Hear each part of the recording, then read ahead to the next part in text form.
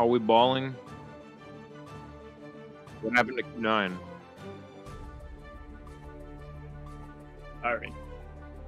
Get back in. What do you mean? Oh no, let's go. Let's go.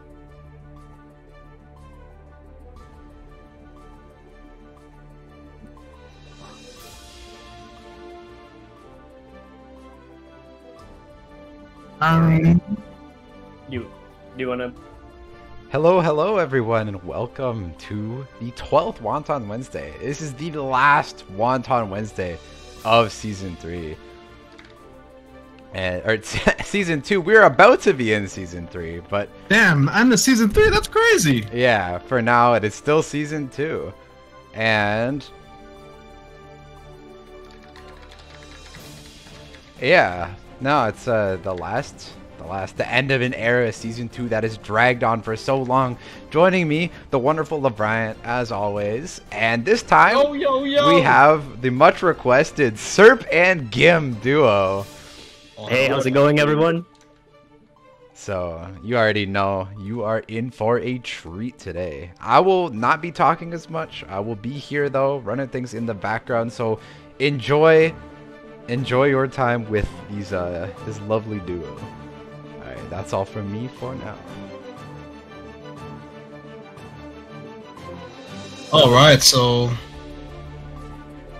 we are running the show, me, Gim, and Serp. Should be a fun night, you know. Season 2 has been a long ride, a very, very long ride, to say the least, you know.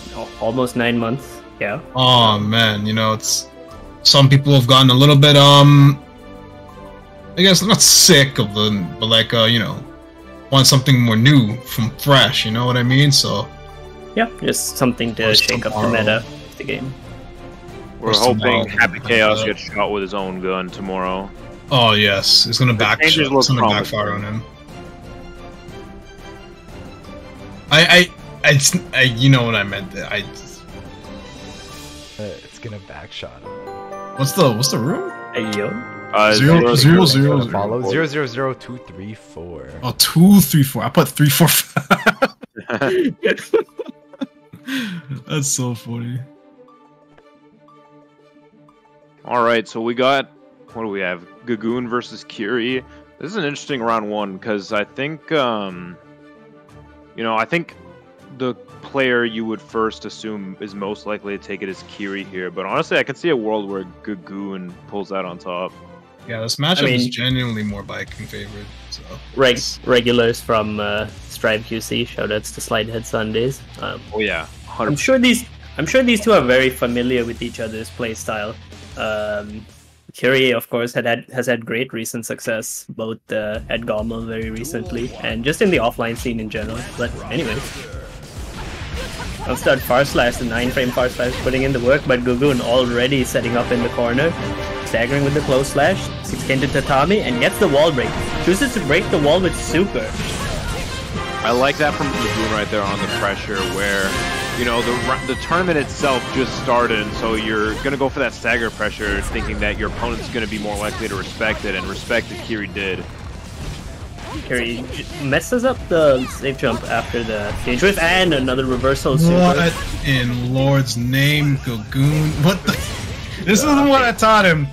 If it works, it works, and I mean, it worked. So here we are, Gagoon taking round one, bringing Kiri all the way to the corner, goes for the burst bait off that 5K, but does not find it.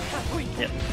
Kiri not representing any IBs on the 6K, but immediate burst from Gagoon, back to staggering with the flow slash. Oh. Yeah, Amelia would be building a lot of burst against, so I respect that aggressive burst very early on in the round. Breaks the wall at 5D. We know going into the patch that they have Mirage cancels faster, so it's going to be more consistent for Milia to get these combos, and RCs on the second hit of Kabari, but the chase down from Kiri doesn't get the hit, but goes for the PRC. This time gets the 2K and goes for the cross-up from the turbo fall. This should be the kill, and is. Yeah, one thing Milia's really good at. Sorry, just avoiding the parry there because you have the disc. But gets caught by the 2H on round start. Gets hit by the 2K2D, probably trying to fuzzy for a double overhead, and this time gets the Capel on same side, but then goes for the cross up. The burst fade was probably the OS from Kiri. Oh, Lucky escape there with the RC, and what an air throw into the corner once again. Kiri dropping that combo, and Gagoon was absolutely ready to take his chance. Getting a lot of damage on the board there, but Kiri gonna hit neutral here, knocking Gagoon down. Gotta block some mix here. Nice air-to-air on the Capel, but both get knocked down. JS traded with the Capel, but all for naught in the end. Kiri with the run-up 6p and takes game 1. Yeah, you don't see Capel trade very often, I've noticed. That aerial 6p move. But like in JS does hit at a good angle to snipe you out of Capel very often, very fast button. Once again, a high damage start for Gagoon. Just slight pause, probably looking for an immediate jump back or fuzzy Ooh, MG, I think I might steal that setup. Thank you, Gagoon. I like that there. Keeping it simple with the empty jump 2k into breaking the wall with super. Gagoon gets a bit of a safe jump here. Oh, he definitely wanted to bait it. Yeah, he did try to bait the wire seed. Delayed wire seed by Kiri. And now running the mix once again. Same side. Nice IBs. Nice smash. Wire seed. Oh, and goes for the constant. You know what though? It worked. It worked. Wire seed into instant Yozansen. I feel like that's a Shaq-like wire C right there. It's wire C into your own offense. You'll love to see it. It's an Ontario classic. Oh, but trades with the close flash. Oh, beautiful air-to-air with that JS. Calling out the turbo fall there. And Kiri gonna answer with a winger as a reversal right here. Doing quite a bit of damage, biking kind of a squishier character. Rare footage of winger actually working on Wake Up. But anyway, now the back throw coming out from Gagoon goes for the Yozansen, but the mash from Kiri. Same side, and then cross up JH. Gets put by the 2k, but it'll follow. And it's gonna take him that round. Yeah, he was gonna be in a pretty tough spot if Kiri was able to take that round, having just bursted, but all worked out for him right there. Gagoon ties it up. This time goes for immediate jump JS. No confirms. That's one thing that Viking players are going to be looking forward to with the new change to far slash into 5H. But this time Kiri gets the hit. Chase goes for the cross up. Oh, the parry but whiffs. Oh, nice burst to swap sides right there. And now this is going to do a lot of damage. Kiri definitely wants to burst that. And oh my god, the H Kabari grabbing Kiri right out of the hair car right there. This is not going to kill. Not enough meter there. Might have been able to go for a run up 5D to get the kill, but in the end Kiri living on a pixel. One chance. This might be the chance that he needs. Million not quite a robbery character in the sense that she doesn't do much damage, but she does put you in a lot of mix. Doesn't matter because Gagoon's going to get that air throw. Gagoon representing a lot of neutral jump or jump back JS. Yeah, I'm seeing a lot of that here. I think, you know, Melee is a character that wants to be in the air a lot, so having such a good air-to-air button is really impactful here. Oh, and the cross-up Yozansen. Not going to convert off it, though, not even with the meter. We can see Kiri. You can see Kiri is going for the IBFDs even on defense. He was able to hit it the previous time. This time goes for the parry, but gets caught by the disc. This might be hair car. Or no, just goes for the disc to take the Oki. 6k. Oh, nice air throw. And that might have been slight weight, maybe looking for a reversal super. Yeah, that going for that grab there is smart because Kiri with burst and with wire C gonna look to spend one of them, but you know, usually you feel safer doing that on block, so just going for the instant grab is definitely doing favors there. Kiri's no stranger to being down 2-1 in the set. Very capable of making a comeback, but right now it looks like all the momentum is with Gagoon. Gets hit by the 2H, but no follow-up combo. This time gets hit by the Yozansen on the cross-up. 2K 2D, you're in the blender once again, but gets parried. Oh, man. Yeah, mad respect going with for parry with that H disc up. Too bad Kiri mashed her a little bit too much there and got hit by the parry before the active frames of the disc. Gets counter hit by the JS. Nice. On the ground with the close touch. Keeps the corner. Not get the pickup with the 5k. Kiri having a hard time making it out of this corner. Gagoon doing a very good job locking him down right now. Almost burst on the side of Kiri. And that's gonna be it. Kiri getting burst back at the worst possible time. Gagoon gonna hold that one 3-1. Yeah, it was a very commanding 3-1 in the end from Gagoon. Lots of great neutral awareness, just counter poking and baiting 6Ps.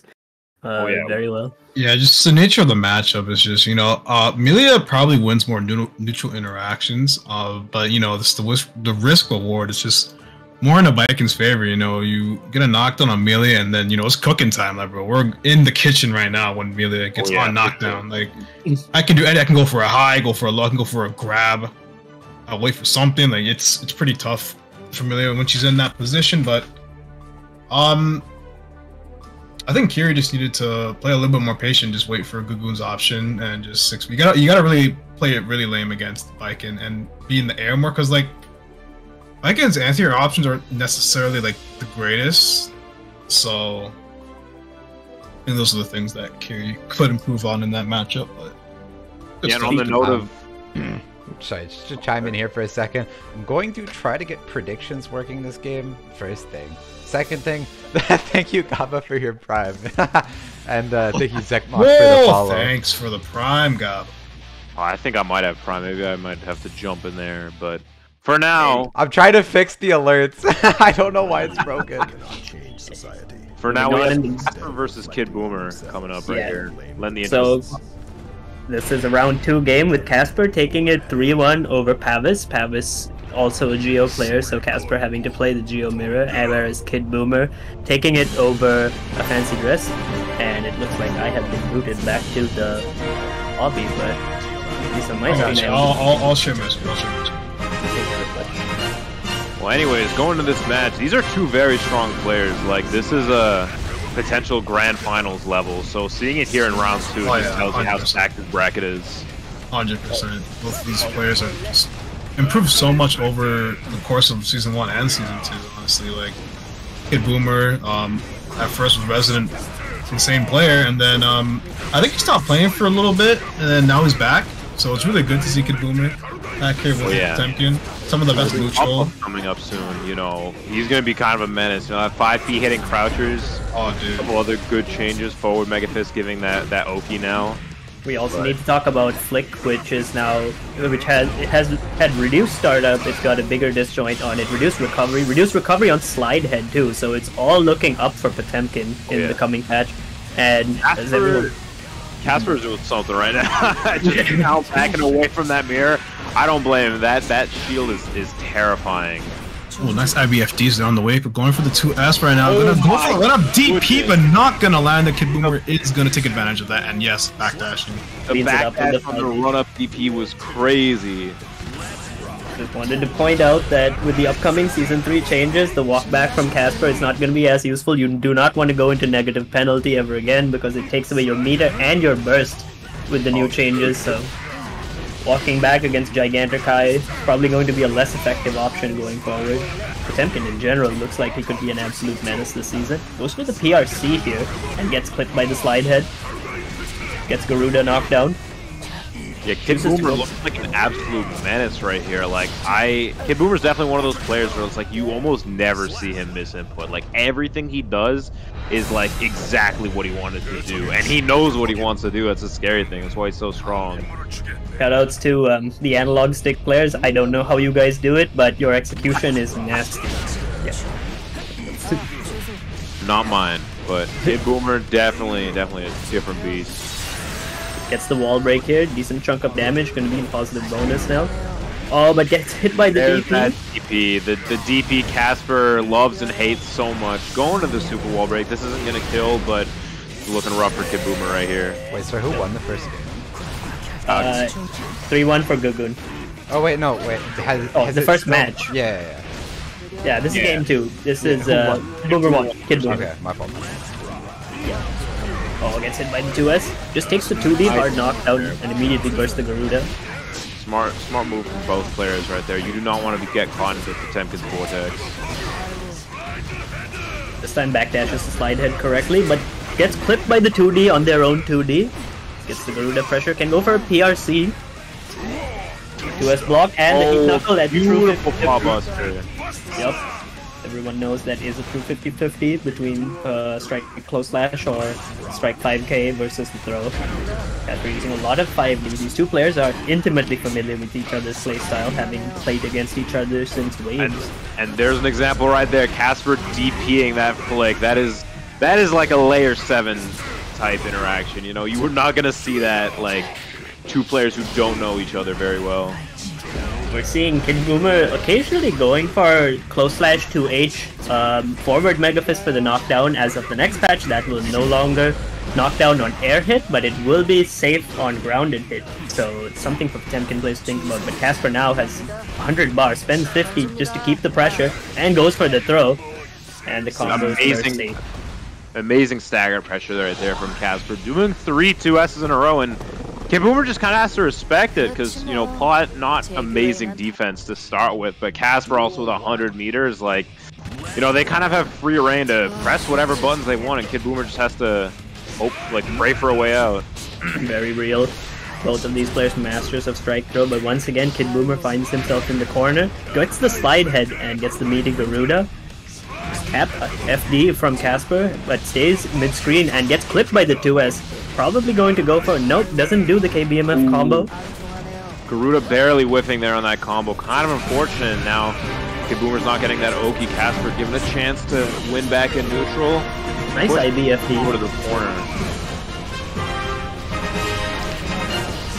By the dash up 5k in the corner, but goes for a gutsy 60 nice and the reversal super. Oh wow! They were able to PRC in the time, punish with that pot buster. Very unfortunate for Casper right there. Great situational awareness by Kid Boomer to go for the PRC immediately. Probably familiarity with Casper's tendencies too. Casper tends to use reversal super quite often.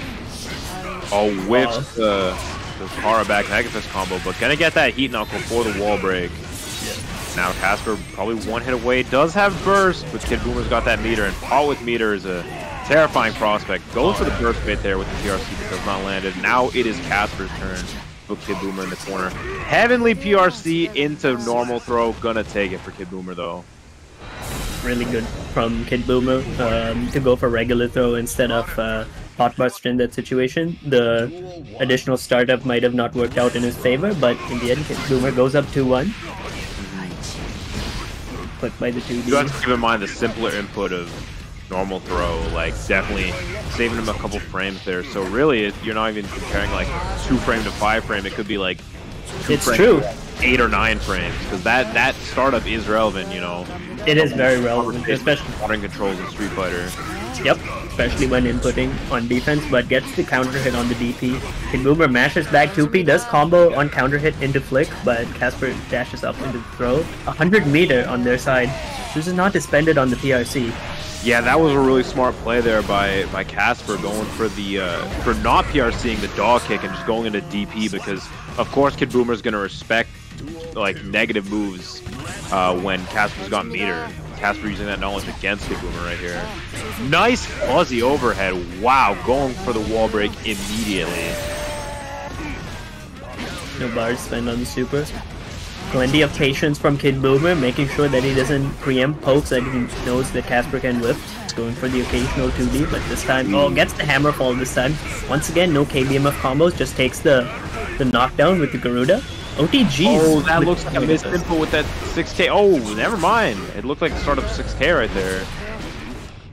Once again, we see excellent patience from Kid Boomer, not going for any immediate punishes, just taking his time. Oh, nice catch on the backdash right there. Gonna punish the DP with 2K 2D. Casper's a little scared. This meter Kid Boomer has to work with. Oh, goes for the reset. Did not realize that it hit Casper. Gonna super out of there. And Casper is now 1 game away from tying this up and going to game 5. That was unfortunate for Kid Boomer right there. If he just went for the strike combo, he would have won the set by now. Boomer being very measured with this pressure, just going for the close slash resets. Oh wow, great awareness from Casper right there to grab the Garuda, not meaty. But got hit on the super PRC, just clipped by the 5K. Gets the super wall break. This could be guess for the game for Kid Boomer. Might try super PRC once again, but nope, just chooses to block. Not enough meter to RC, but there's the meter to super off of the fuzzy overhead. Casper taking game 4. We're going to game 5. This is anyone's game. Amazing recognition from Casper, realizing Kid Boomer did have burst, taking the fuzzy and canceling straight into super to make the route unburstable. Oh, punishes the slide head knockdown. IBFD, but it doesn't matter. IB, but yeah, Geo is just so quick that, you know, not enough pushback there. Nice wall break here from Casper. Casper rarely ever breaks the wall without super. He always chooses to take the hard knockdown, goes for the mix-up afterwards, gets the throw. Goes for the fuzzy again, probably a misinput. Both players with meter here, they're going to have to use it smart if they want to take this. Kid Boomer with a very damaging combo. Baits the super. Is Casper going to go for the... Oh my goodness! Very, very smart by Casper there. One round away from taking it, but goes for the round start DP. Gets air hit on the pot 2D. So oh my god, the DP hopping over the glide head is so unfortunate. Gets that meaty Garuda, and now you're in the pot blender, but Casper making it out. Another 2D, it's time again. Kid Boomer really not opting for a lot of pot busters here, going for the more careful strike gameplay, and I think that makes sense because, you know, if the opponent blocks your strike, it's not the end of the world. You still get to have some cancel options, but if you miss a pot buster, as we see right there, I mean, you're just left hanging, the opponent gets a chance to turn the tides. This isn't going to be the end. Unless Charge 5D might get killed. No, it doesn't. Kid Boomer with 50 meter. He's got to do something here. When this could be the something we were looking for. Does not fall for it, and that is gonna do it. Casper taking it 3-2 over Kid Boomer. No choice. Sometimes you just gotta gamble on your own offense when the opponent has 50 bar, but it's always rough gambling with Casper. You know, a mistake could cost you your life, and they choose reversal super, and they choose correctly as Casper goes up 3-2 against Kid Boomer.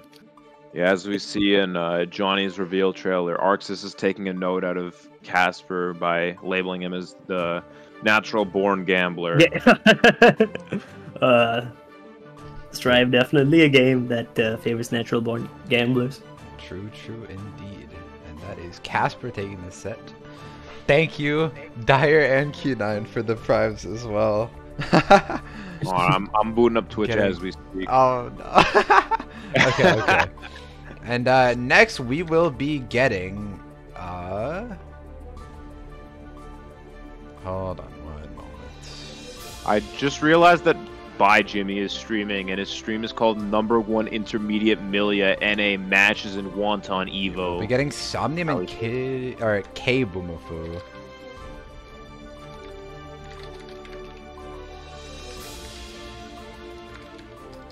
Elsewhere in the bracket, let's take a look. So it's Shaq taking it over Q9. We have Hachiman taking it over Kiombra.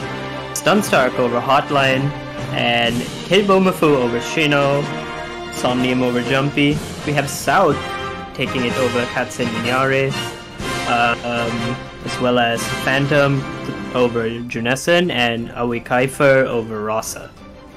As well as Manticore over Gabagool. So the bracket is progressing as a lot of people would have expected. I mean, there's very strong players throughout the bracket, so... Thank you, Serp, for the prime as well. I see you right here. You're in my call, but thank you. I'm right here. Alright.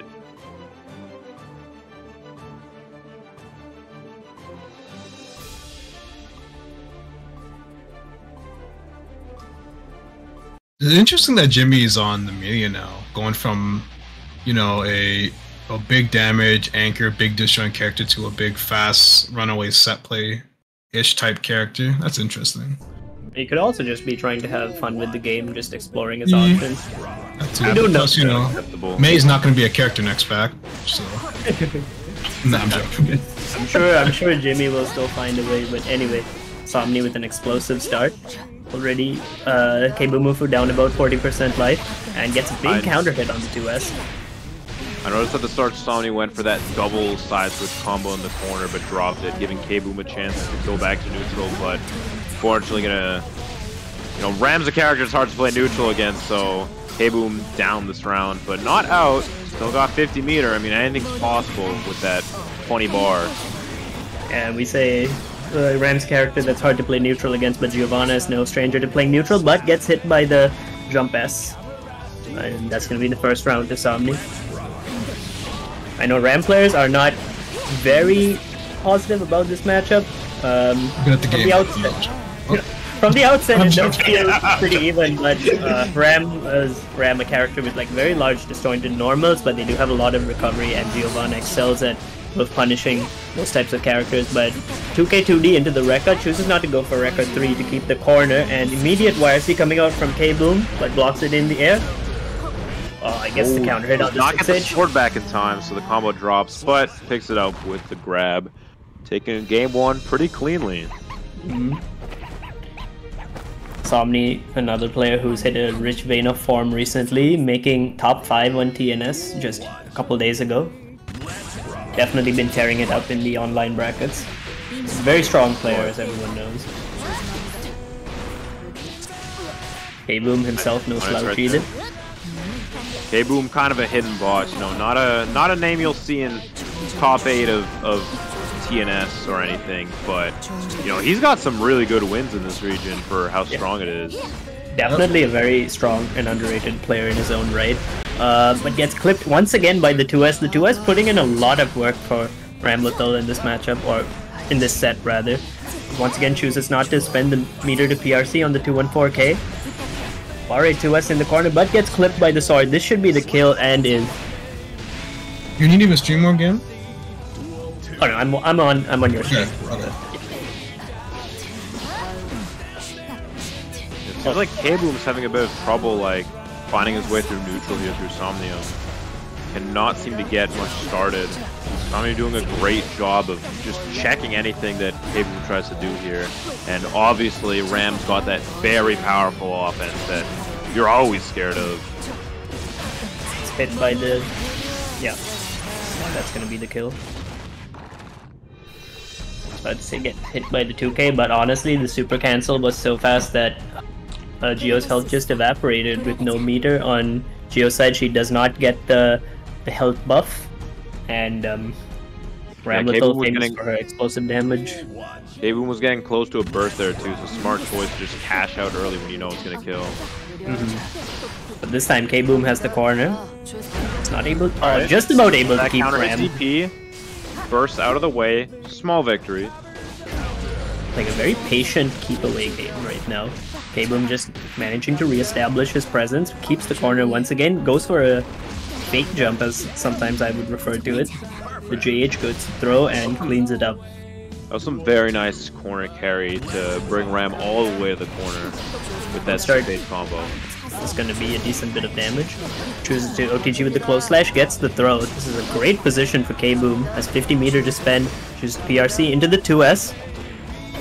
Keeps Selmy in the corner. Just backdashes. Punishes with the 5H. Nice IV. But this time K-Boom puts himself in the corner. Gets the counter hit on the 2D. And now this is where the fun begins for M. Catches him with the second hit of the Rekka.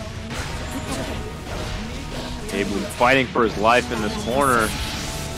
We're gonna wall break, and that super wall break's gonna give Somnium the plus frames, but K-Boom got that burst. Somnium using the 50 meter to PRC sword toss, putting K-Boom back in the corner. Gets 50 meter again. That positive bonus is so strong, but those jabs are gonna bring K-Boom out of the corner and onto the victory screen. Very clinical 2P mash from K-Boom, knowing that he had the life lead and it was going to take at least a couple of more hits for Ramlethal to get the kill. Wins him the game, and now K-Boom is up, has one up on the board. Chooses to contest the Rekka. 5P on Rekka 2, that is extremely minus. Gets the counter hit on the 2D. Smart slash on the 2H, we know. Go2H. What a nice side switch, putting Somnium right here in the corner. Gonna get the wall break off that non-counter hit DP, that air hit. So strong for combos. 50 bar on the side of Somni, you know what time it is. Nope, chooses not to spend it on any defensive options. Could happen right here with 100 meter. Not gonna get the kill, very scaled combo. 100 meter wake up option. Oh, what a big counter hit close slash. But the wall break comes early, so K-Boom's feeling pretty good about that. About to get 50 meter, gets that hard knockdown with the air swords. Has burst, has 50 meter. They're both one hit away. This is dangerous. Gets the YRC, and oh my goodness, the raw overhead catching the backdash.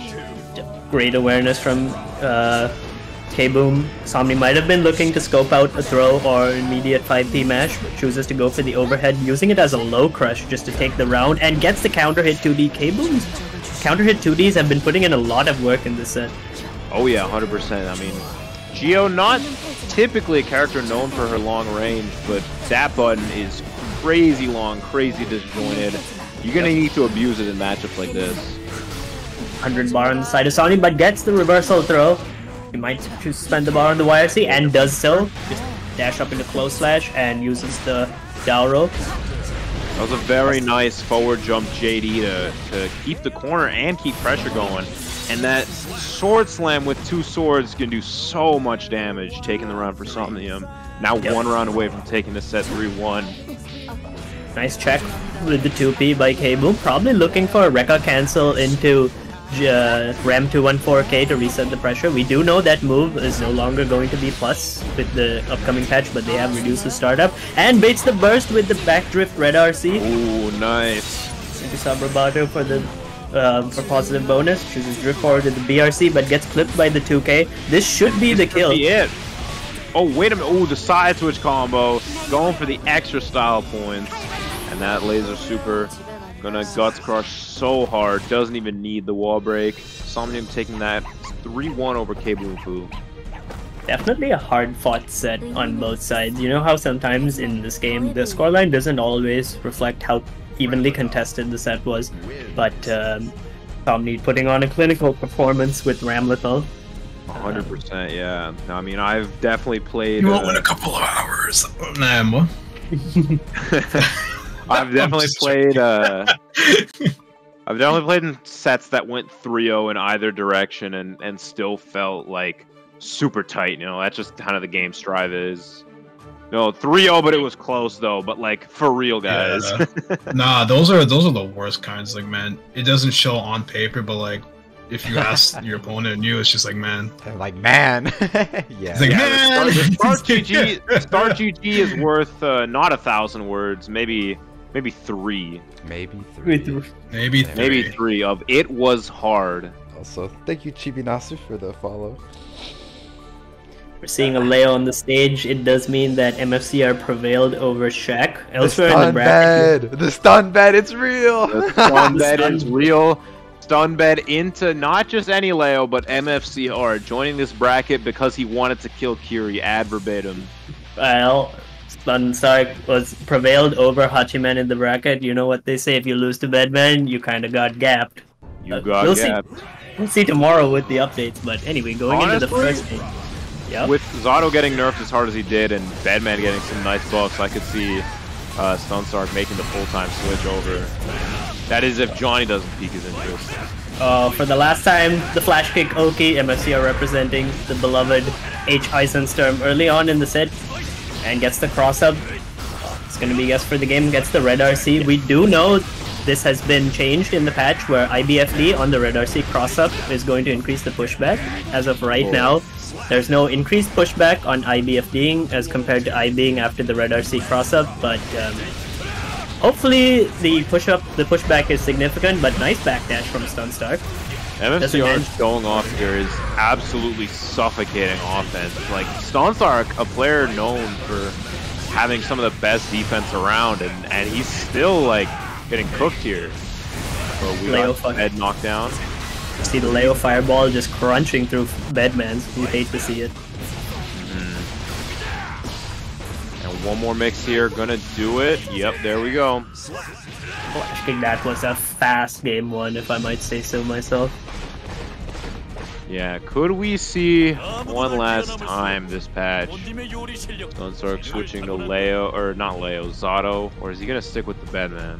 I feel like just for nostalgia's sake, it would be nice to see the Zato before we send Zato off into the... Well, he's at least rocking for one more game. Let's see if he's figured something out, got some adaptation. Nice counter at 6P into the air, and 2 flash kicks in a row. Hey, if it works, who am I to judge? Private lobbies doing their thing and booting me out of spectator again. Oh, Brad, if you would. Oh, thank you, people. All right. MFCR putting Stunstark in the corner right here. Stunstark trying his best to deal with that back turn pressure, but it's just so hard. Sometimes MFCR is going for the reset on the cross-up instead of just immediately killing with the super. Probably for the best. Probably doesn't want to spend the super to build back a lot of burst for Stunstark. But gets the hit on the 2S. Corner combo, but throws the cross-up this time. One chance for Bedman. Goes once again through the reversal DP. But this time goes for the DP once again and is successful. So hard to rotate your offense around Leo's defensive option. As the meter just does dash up throw. And nice burst. Super. Oh wow, that delay with the 214K in the air was very nice, but not gonna quite clutch it out. Another fast game for MFCR. Leo with some of the most underrated strike throw in the game, having a 2S that is only -2 and representing the threat of immediate tick throw versus cross-up versus same side 5H, and that time Stunstark, player known for his defense, is caving to 2S 5H, but this time gets the opening hit, goes for the Flame Pillar. Run up 2D, it's a Leo staple, we all know and fear it in North America, but baits the burst, gets the corner loop. Keeps the corner with that back turn. Oh my god, that was an illegal mix-up. RC's the guard crush for the throw and gets the I got hit there, I'll readily admit it. Oh, that might have been a misinput, but I mean, he got the hit with that 5D, so... We are seeing Stunstark rocking the Bedman till the very end. Maybe this is a sign of things to come. Alright, he's getting something going here. Are we gonna see a flash kick? No, looks like a safe jump right there. Oh, and here's the RC pressure with that air follow-up. Nice grab after the 2D. Yep. Leo 2D is not special cancelable, as most of you all know. He has to buffer the flash kick out of it, but now, once again, the offense from MFCR goes for Turbulence and gets the cross-up. One more mix could spell the end here. And there it is. Double cross-up is something of a high-level Leo staple. It can be very difficult to react to, even for the best of players, and MFC are putting it to good work to take it a quick 3-0 over Stunstark. Yeah, very nice play there from both players. I think MFCR has established himself as the player to beat in this bracket so far. Well, don't forget, we also have Luke from Florida. So we got two pretty big out-of-region hitters in our funny little online local. Oh dear. Navigating the perilous Strive lobbies, making sure that the spectating function is working. But elsewhere in the bracket, we have Phantom taking it over Kiefer, Manticore taking it 3-2 over Sly. That's a big win. That is a big win. Manticore, definitely an underrated player in the Ontario community. Elsewhere, we have, in the losers bracket, Kiefer taking it over Q9, and Kid Boomer over Shino, Hachiman over Gabagool, and Rasa taking it over Janessen. So definitely a very hotly contested bracket so far. A lot of very strong players, making it very difficult. I always read it as like Junsen. Oh, you know. I could be wrong. You might be right. I think it's Junsen, but like honestly, I don't know. Maybe we'll just have to ask. Yeah. I think we probably will have to ask. What was the score for MSCS Stunstark? It was 3-0 MCR. Yeah. We see South DQing it over by Jimmy. Could be a connection issue. It's a bit hard to tell. I think he said that he had to go play Aegis.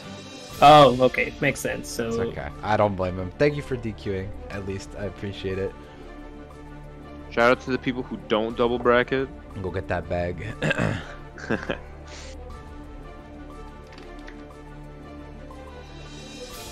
Alright, we're taking a quick 2-minute break. Something, gotta take a phone call, but yeah. Oh, no. That's not me, it's a core. All good though. Oh, okay. We don't mind waiting. I guess we can take a quick look at the brackets while we wait. Let me see if I can open the bracket and actually have it be the right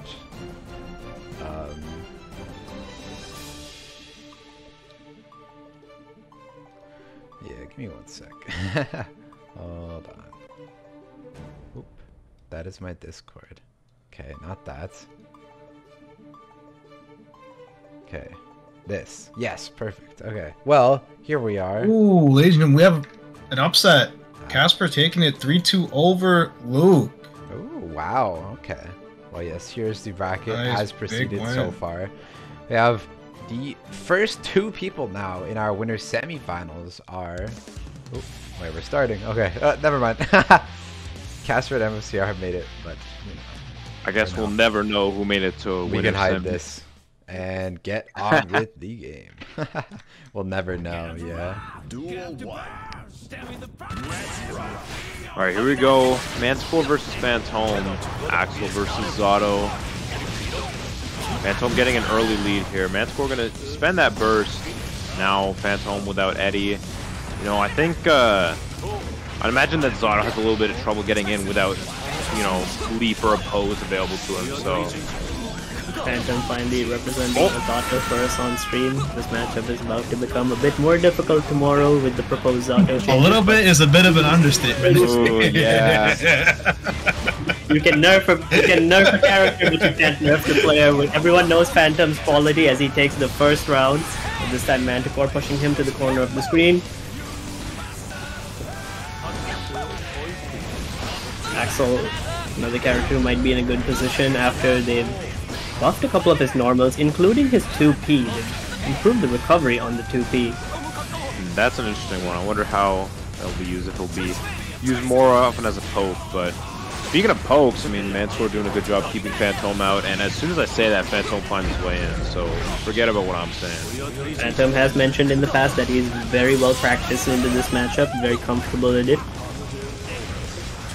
It is a difficult matchup for Zato, but for now, as Manticore in the corner gets the hit with the Pierce and gets clipped by the 5D, once again going for the Amorphous. This is going to be the kill, and Phantom taking it in game 1, commanding first game. Very nice usage of oppose there as an offensive tool to disallow Manticore from mashing his way out of the corner. Phantom very patient. Yeah, usually these guys play a lot of friendlies, and it really goes Phantom's favor because Manticore unfortunately just can't seem to block the 5D. It's tough for him to block that. But let's see if he's making these adjustments here.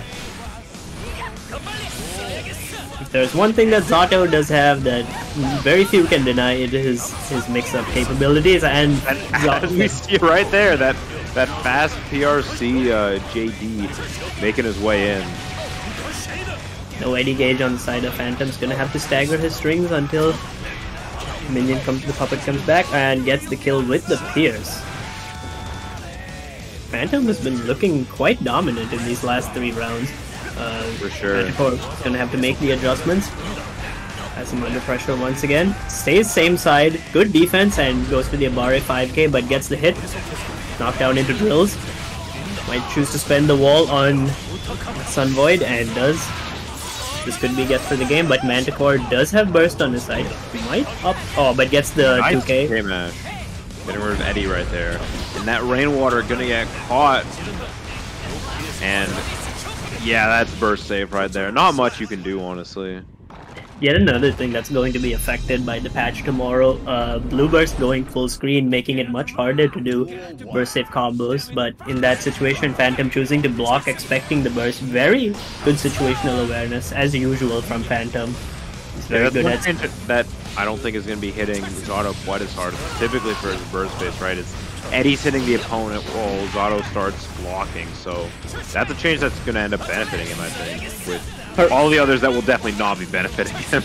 It definitely will not be benefiting a lot of characters, but there are like full screen frog roots that Zato can do where he doesn't have to be blocking that will probably be affected by the blue burst, but not in that specific instance where he chose to block. And this time Manticore getting around. That was a very, very nice combo to close out game 1 there. That Massive Axel Bomber combos. Always love to see those. Chooses to drift back RC, but no burst on Phantom side. That was a bit of a curious use of RC, but it looks like Manticore has made the adjustments. Wasn't able to bait the burst that time. Goes for the Rainwater clipping a pose. Very unfortunate for Manticore right there. Still fighting though, and gonna take game 3 right there. It's 2-1 right now for Phantom. Yep, 2-1. Just get flipped by the 2D. Yep. Manticore on the board, definitely showing that he's still here to put up a fight, especially with that round star air throw, sending a message saying, I don't even care if you're jumping, I'm always in the skies ready to take you out. The underrated war crime button that is Axel's r/burst baits with the rainwater. This time gets a snail. Punish, but is able to, just taking that burst and getting that positioning is huge. That jump bait was probably a missed Axel Bomber input, but it doesn't matter that Manticore gets the corner, but chooses to burst on block just to get Eddie off him. Goes for 2S, Here Eddie's we are back. Again. Nice 2K mash. 2D goes for the meaty Pierce. Able to stall with the 5H and gets the hit. Unsummons just to keep the corner. Not much of a light lead. We're gonna see a Sun Void right here. There it is. Yeah, no meter on Axel's side. Oh, Manticore was blocking so well there, but then, you know, that's the part you don't block. Speaking of don't block, yeah, Phantom with the cheeky command grab resets in there. Very hard to deal with that if you're a character without a reversal, as Hisato can just go for meaty 2S immediately after the command grab. But uses the pose just to keep him in the corner. No Eddie on the side of Phantom, but should get it back with the Sun Void Super now. Could go for drills immediately. And that was such a nice command grab. Yeah, that might have been both unblockable because we had Leap covering it in the background. Very tricky setup for most people to defend. Oh yeah, and Manticore gonna have to play near perfect here if he wants to take this. Gotta keep Phantom out as best as he can. Great use of not want to be near this man when he's got Eddie. Using that Rainwater just to stay plus. Using the 5P. Expecting a lot of these options actually. Here comes the Sun Void though. And this could be tough. Oh, nice JS. Summons to maintain his pressure. Oh, the JH clipping the 5P. The G. I'm surprised that traded with it. Very nice JS to catch the Pierce clap cancel right there. Axel's buttons can be tough for Zato to contest because of large hurt boxes on a lot of Zato's normals. Very unusual right there. Combo kind of dropped. Phantom ended up gold bursting at full screen, but not the worst. He didn't get punished too hard for it.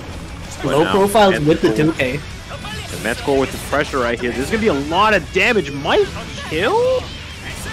Oh, that's going to kill right there. Excellent combo routing from Manticore. Breaks the wall with the JD to get the kill. Manticore makes it 2-2. That was some incredible awareness. The balance there of, you know, not making the combo wall splat too early, but still squeezing in just enough damage to get that kill with the wall break. Very nice stuff there. And we're at game 5 right now.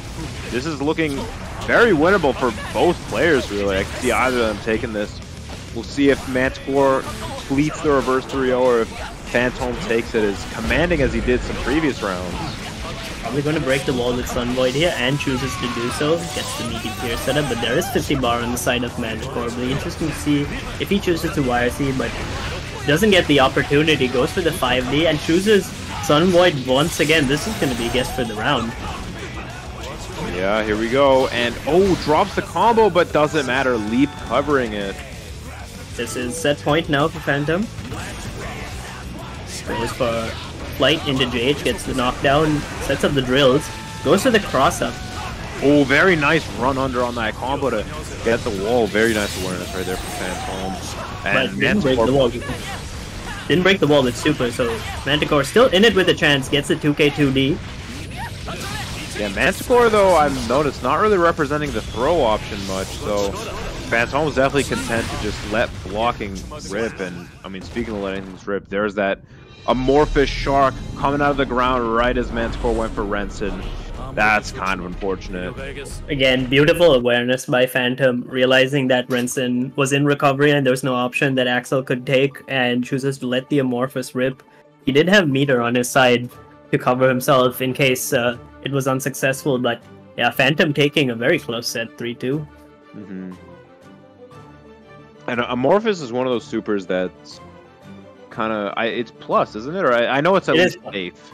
It is plus, yeah. Plus, and at full screen, it's gonna be even more plus. So, I mean, even if he blocks it, like it's not a terrible situation for him there. He loses 50 meter, but there's definitely a lot worse supers to whiff. So, yeah, weighing the risk reward that in the heat of the moment was very smart by Wonton. I'm gonna wait for a little bit. It's for Luz's to catch up, and I'm gonna get Stunstark and Kid Boomer now. It's gonna be. Ooh. We're hopping over to our losers bracket for a little bit before we go back to the winners. Get one match. So Kid Boomer taking it over Dragoon to play Stunstark now elsewhere in the bracket. We have a Fancy Dress taking it over Kid Boomerfu. Good to see them back in the swing of things. Hachiman is playing Rasa currently. Rasa taking it 3-2 over Shaq. That must have been a great set. Impossible to tell if Rasa played Nago or not. We know that they are very excited about the buffs to both Nago and Kai, but Hachiman will be fighting Rasa. Elsewhere in the bracket, Somni taking it 3-2 over JTG by Jimmy. Oh, that must have been a good set. Ooh.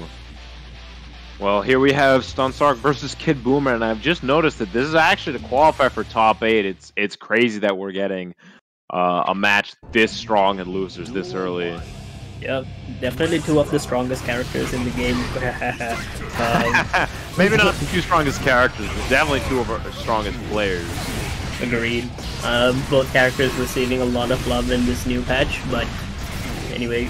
Stunstark's taking it out with the Bedman for this tournament. Goes for the Heat Knuckle, doesn't connect, and Kid Boomer choosing to burst. Doesn't want to be in the corner against Bedman. Counter burst from Stunstark. Goes for the 6H Flame Pillar. Goes for the OTG 2H. Tries to go for the instant fuzzy J. But the hammer nice air grab, and it is now Kid Boomer's turn. You gotta be fearful. One hit will seal the trick for. Oh, but not quite. Yeah, that flick not quite reaching, and this is not going to kill, but Stunstark gets one more mix here. Oh, very good tech there by Kid Boomer. Yeah. Delayed projectile coming out from Stunstark takes the first round. Both these players known for having impeccable defense and just like excellent situational awareness with both the air throw game and the way they play. Wow, I didn't even know you could flick that bomb. That is some amazing matchup knowledge and awareness from Kid Boomer to know that you can do that against such a rare character like Bedman, you know? It's true. With Bedman, if you're not intimately familiar with the matchup, it is possible to get swept by a player of Stunstark's caliber, and he's got him in the corner. After Red RC, the head toss is a real setup.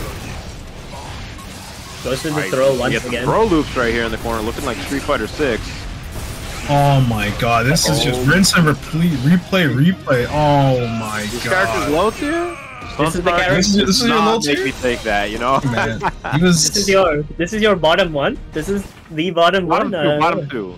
Alright. He was stuck. Kid Boomer was stuck in plus frames for centuries, bro. That was worse than Garuda. Oh man. Yeah. If you want to talk about plus frames, we now got plus frames on the other side. The dreaded Garuda. Oh my god. No. Oh, that was some crazy air delays right there with the 2 and 4K. There was no 50 bar on the side of Kid Boomer. Bedman choosing to hang in there. I was looking for the Heavenly, but wasn't able to build the bar in time. Oh, goes for the 6H, gets blocked, but gets clipped by the slide head. RCs and goes for the air throw instead of Heat Knuckle, but Stunstark expertly maneuvering about the screen. Goes for the flame. Very nice 236H right there. Stunstark on his last legs right here. Goes for the BRC forward. Gets a little bit of pressure, but that Hammerfall armoring through that close slash. Kid Boomer taking the round. It's definitely a bit of a slugfest. Bedman, while not being a very mobile character, does have tricky projectiles that make it difficult for Potemkin to force his way in, and ability to stall in the air as well. I think Stunstark heard you say that Bedman's not a very mobile character there. Seeing the mix-ups with the 8-way air dash, the 214K, the JD, like He's definitely like using it to its fullest potential, even if it's not the best in the game. If there's one thing Stunstruck is known for, it's for making those quick adaptations on the fly, and now he's the one with Kid Boomer stuck in the corner. Doesn't have meter to break the wall with super, but it's gonna have positive bonus. Bedman, unironically very strong with positive bonus, able to loop the errors into guard crush more effectively. For sure, for sure. Almost like they become a real character when they have meter, but now with the patch about to drop, maybe they're a real character even without it. Honestly, you could say that about both these characters. It's very true, unironically. But now the counter meter is genuinely scary, but Potemkin without meter definitely struggles in a lot of situations. Oh my god, again, but Kid Boomer, very nice awareness getting that 6P. Power back Megafist misses the Kara. Oh wow, that was a very interesting combo right there. That looked like it was an instant overhead setup, but Kid Boomer got hit from the first place, so it didn't matter.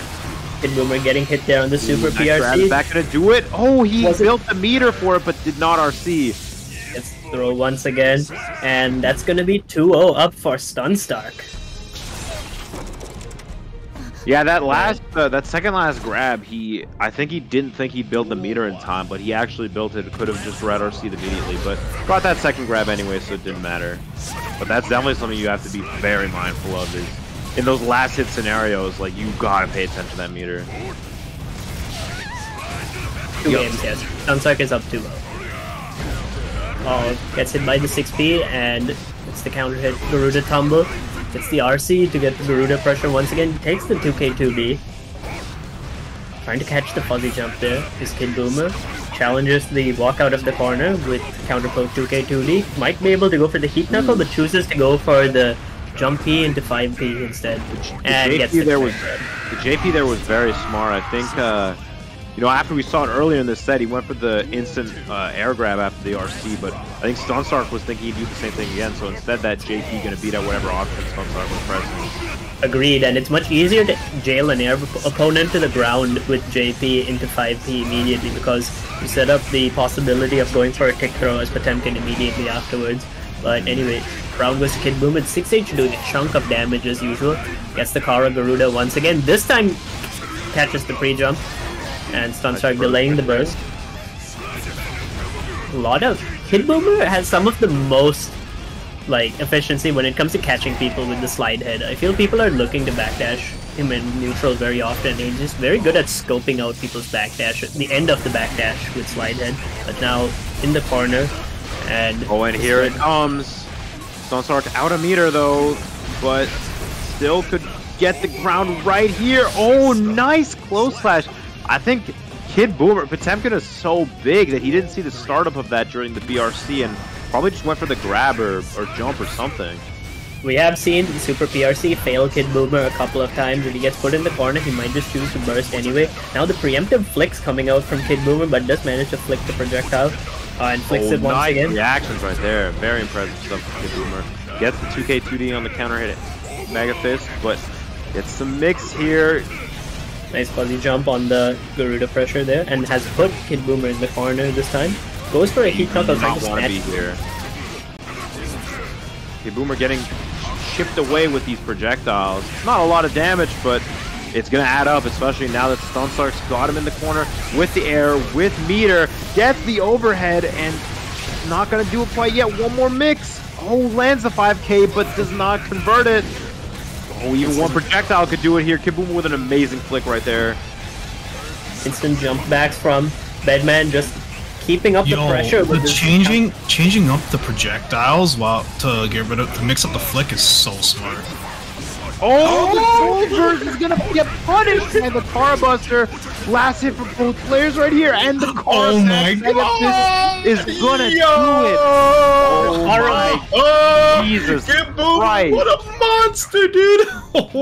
You are never truly safe. It's not over against Potemkin until he's lost every bit of HP. The Lone Shark Potemkin It is never over against Potemkin. Oh my God! Stunstark there at the end, mixing up with those air follow-ups, stalling his air momentum, looking a little bit like Bedman, just going all haywire, glitching out like crazy, very true to the character. Yeah, it was looking very doomed for Kid Boomer at one point, but getting the Potbuster and now has Stunstark in the corner. It looks like a complete reverse of momentum right now. Trying to wait for the Oh my burst. god, waited for the backdash! And is gonna kill with that unscaled buster. Good lord. Kid Boomer waking up and telling himself, I was never afraid of Bedman anyway. Oh, whiffs the grab, but does get the air follow-up. Kid Boomer not making Sunsark block fast enough to get rid of that. We're presenting a bit more Mega Fist now in neutral. The back Mega Fist did put in the work for Kid Boomer in the previous game, but now Deadman once again has the corner advantage. Goes for the JH overhead setup once again. Oh, I don't know what he's going for there. Might have been a misinput. Oh, nice air attack right there. Gets the flick, but no OK off this.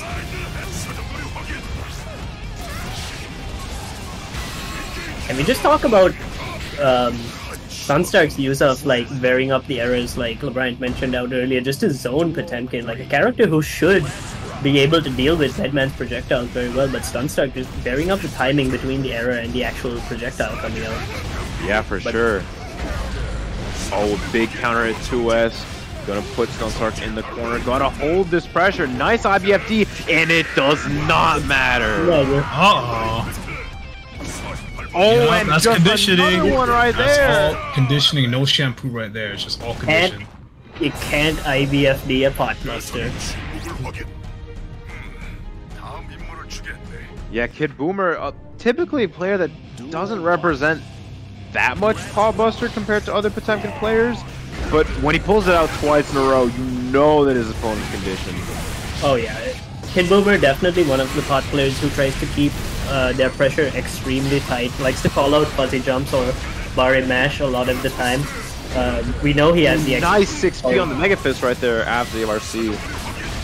Oh, the follow-up, catching the flick. And this might be it, not quite. Won't be able to Go right to get here. the kill. Keeping the pressure nice and Damage. tight. And the Baits the Beyblade. flick. It baits the flick and punishes the recovery. Once again, set point for Sunstark.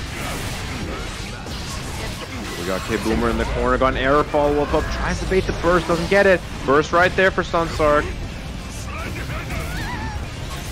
And how are we gonna see both these players interact with each other in this scenario? Game 5.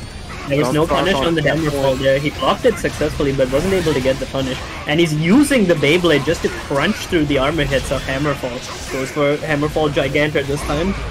Oh, is it a combo to the super? Yes, it does. Amazing awareness by Kid Boomer there. That super jump JH catching Sunsark right out of the air. Knows that he wants to just go over the shield and that Bedman has the mobility to do it. But oh, the reset on that counter at close slash. Just And think now about how both players quickly are the set. life lead was lost Last there. round, The last round, switch of Game 5. momentum. Oh, that's so unfortunate. The OTG fell out with that Beyblade. And now Sunsark in a terrible position. Doesn't get meter, but one more hit.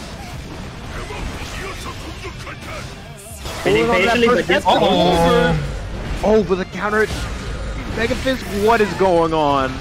one chance, still 100 meter on the side of Bedman.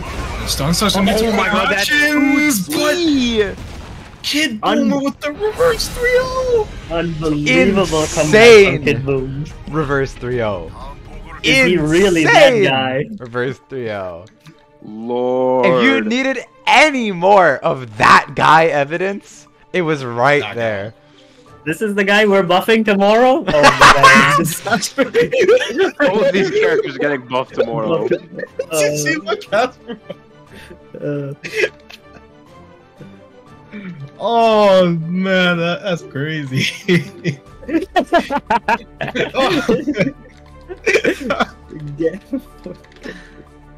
Oh no. Shop Gap is right. Ah. To be fair, when either of those players lose to each other, they got gapped.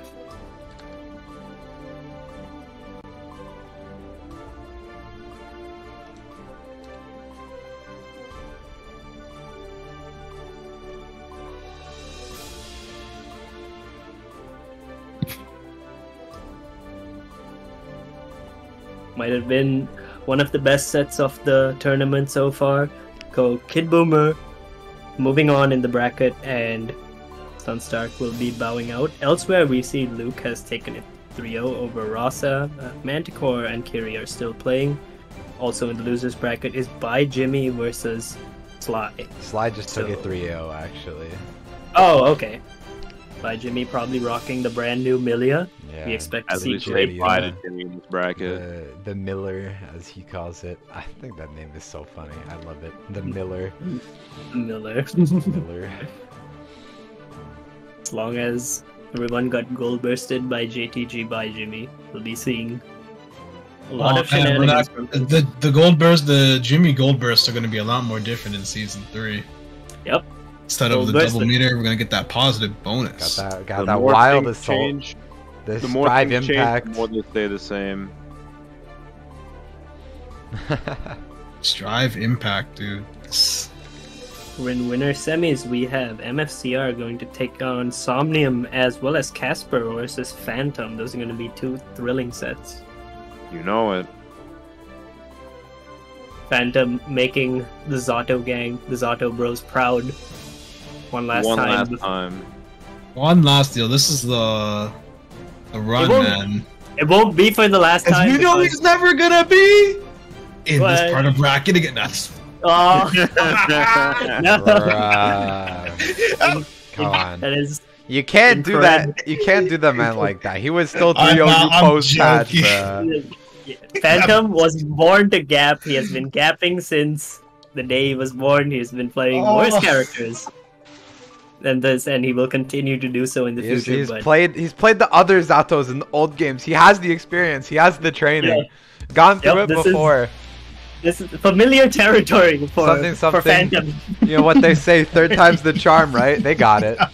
Zotum won once again. That's crazy. I have no doubt that he will still be handing people L's. Some fat L's, dude. Me unable to gap the connection DC once again. Please bless. I got you. One thing they cannot buff is I just realized that I forgot to set it to rematch instead of like continuous games. In my head, wait, you can't. MF Sarah in chat cheering for Lillian. You're about to beat her. That's dedication. Nah, that's dedication. Yeah, I respect it.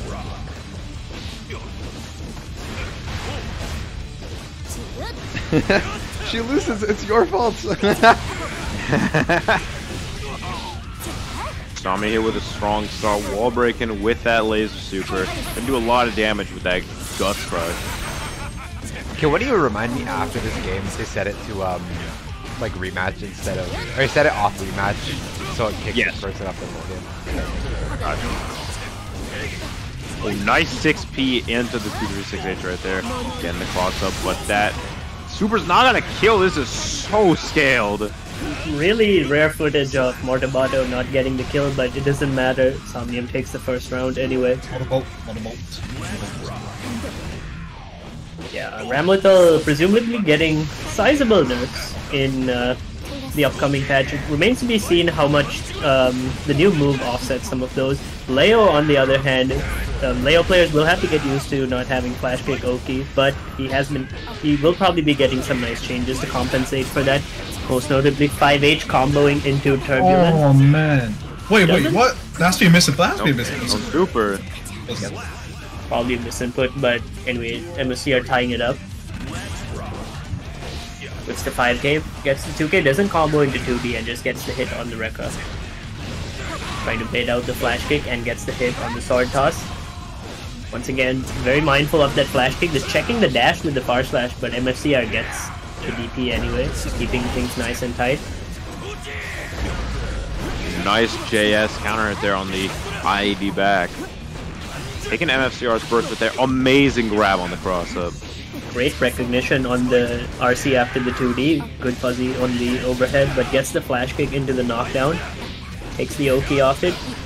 Goes for 2-3 success. Oh, and nice. A little bit of a shimmy there. And he's not gonna do it. Oh, pops the wall combo, but gonna take it anyways. The extension on that combo was spectacular from MFCR. Unfortunately, so far with that 5K. Somnium couldn't guess on the last interaction. I'm gonna guess she threw, but Leo went for strike. Yeah. Yep, definitely happy little accidents on the combo drop into the reset with the 2S to take that first game. But representing 5k, you don't see Leo's use 5k neutral as much, but the forward momentum is nice, gets the throw. Not able to build the bar to get a super wall break, but a lot of Leo players preferring to just take the positive bonus. This should be the kill on the grounded loop, and breaks the wall with 5H to get the kill.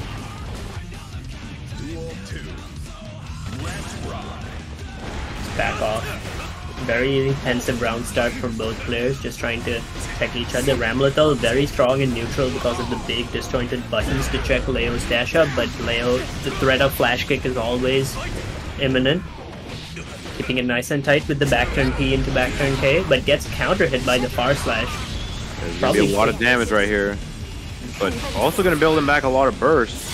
Yep, the downside of breaking the wall with Calvados, unless you're in the last round, it does build back a ton of burst, especially for a character like Leo. Head right here.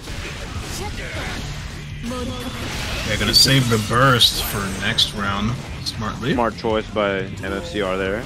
Somni also about to build burst back, so going into this round pretty even. Ooh, Baits the big flash bait kick. on the flash kick. Does not bait the burst, but it is out of the way now. MFC are gonna have to be careful. Probably 2 more combos could do it right here. Ramlethal definitely on the lower end of the cast in terms of health. 236S, it's only -6, unpunishable. Doesn't IB the cross up, but gets snagged by the 2D anyway. Immediate burst coming out from Somni. Trying to keep things nice and tight. Give Leo very little room to flash kick out. Big RC on the third hit of Rekka. They're not gonna quite kill, but it's close. One more hit. Leo HP putting in mad work. Is Somni a closer? Can Somni close this? Not quite. This isn't gonna kill, but you gotta deal with Leo pressure, which is not a situation you ever want to be in. Oh my god, that close flash! I predict that was Mortabato on the front side, and it turns out close slash on the other side. You're actually so right. I'm definitely of that opinion now. Because Ram doesn't have a 214S on the ground, if I'm not mistaken. Therefore, you just get close slash on the way back. So, pretty good situational awareness from Somni if that was the case. And this time she throws the cross up. Gets hit by the flash kick, immediate burst coming out now. Oh, but the 6P to stop the dash up. Gets hit by the overhead. Corner pressure. Just does the back turn K into tech throw. It's a very strong setup. Wow, that 5k like hit cross up, but like in the wrong direction. That was weird. Leo players famous for RPSing on their own pressure with the dash up immediate throw, looking for the opponent to bait that flash kick. Goes for the round start 6P this time. Fuzzy on the back turn K into back turn H. Just cancels the stance just to set up pressure once again. Probably get that wall break off the back turn combo. So 2K 2D flash kick once again. This could be a guess for the game situation, but gets the gold burst. And it's Somnium. I feel like we all know what we're about to see. Never mind. Not enough time. We all know what we're about to see. Forward throw. Hey, it's a quick option that you don't have to deal with super during, so... You kinda do, don't you? It's frame 2, no one's reacting to that. The scary part about RPSing with Leo when he has 50 bar, looking for that flash kick RC, but then the Leo player just reads your bait and then does dash up throw instead. Yeah, there's definitely one of those characters who, like, you know, the more you know, the more you have to like account for, but it's, you know, it's layers, right? Like, nice super there from Somni. No OS there from Leo. Leo indeed having the back turn K into back to D once again. No OS represented on the cross up. Chooses not to use it. I've been told by Leo players that the resulting mix of using the OS is indeed weaker, but Somni famous for using the reversal option, so it's probably something to think about for MSCR.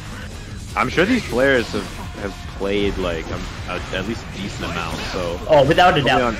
Yeah, so they're probably on, you know, further than layer 1 here. Yeah, definitely further than layer 1, as shown by the dash up throws by MFCR on Somni. Oh, for sure. Like, you know, I know that you know that I know. And I know. I'm just gonna dash up and throw you. Once again, MFC big right here. And man! No, not quite. She didn't get the second Leo's sword. tanky. Leo has got. Oh, yo, this is. Okay, we're Oh, good. what a crackhead! And that's. I hope you guys are excited next patch for punishing Goldburst with charged 5D to get your positive bonus now, especially Oh, when they it's don't so have true, so true. I'm still not using 5D after patch. I don't care. You could put a gun to my head. I won't do it. No, every time Kai does Ride the Lightning and you block it 5D every single time. Give me the mid-screen positive bonus. I'll probably just kill him if I go for a non-5D combo. As Goldus, you have that option. For me, I have to get a bit more creative sometimes. It's all the Sorry, mental I can't damage. relate to these low damage characters. Man, MFCR got this all off of just one 5P. That is amazing. Leo 5P, definitely a very... Yo, it pays the tax. It does your job. It does the Really, bills. just 5 frames active, only 6 frames recovery. Definitely a goated end here, but... Yeah, it definitely puts a roof on your house, you know what I mean? Like, Exactly. So Maybe does Flash Kick, okay? Oh, yeah. Counter hit 2S going into the 5k, 6k flash kick combo. Classic. Oh my god! Catches again, the the back back dash. throw. Run up throw. I mean, MFCR's represented that a lot this set, so. That was a quick game 5 and MFCR. yeah, he said, my man said, let me try now. No, okay, but it was a very good set. You know, probably a little bit definitely top player hard there, I want to set. say, but it is what it is. Lillian responds, GG's, you're dead next patch. Count your hours. Oh damn! I tell you, everyone's saying that. Like this is like one of the last tournaments for this freaking patch. Everyone's saying, you know what? You're not doing this next patch. I'm one of them included because you know I have to. But damn, that's not like Somni. That's not like you. This is not the like- this is the Strive equivalent of See Me in Ultimate. See me in Ultimate. Hell, that game. I know we have some Ultimate players in the chat here. Shout out to the Ultimate players. We love you guys.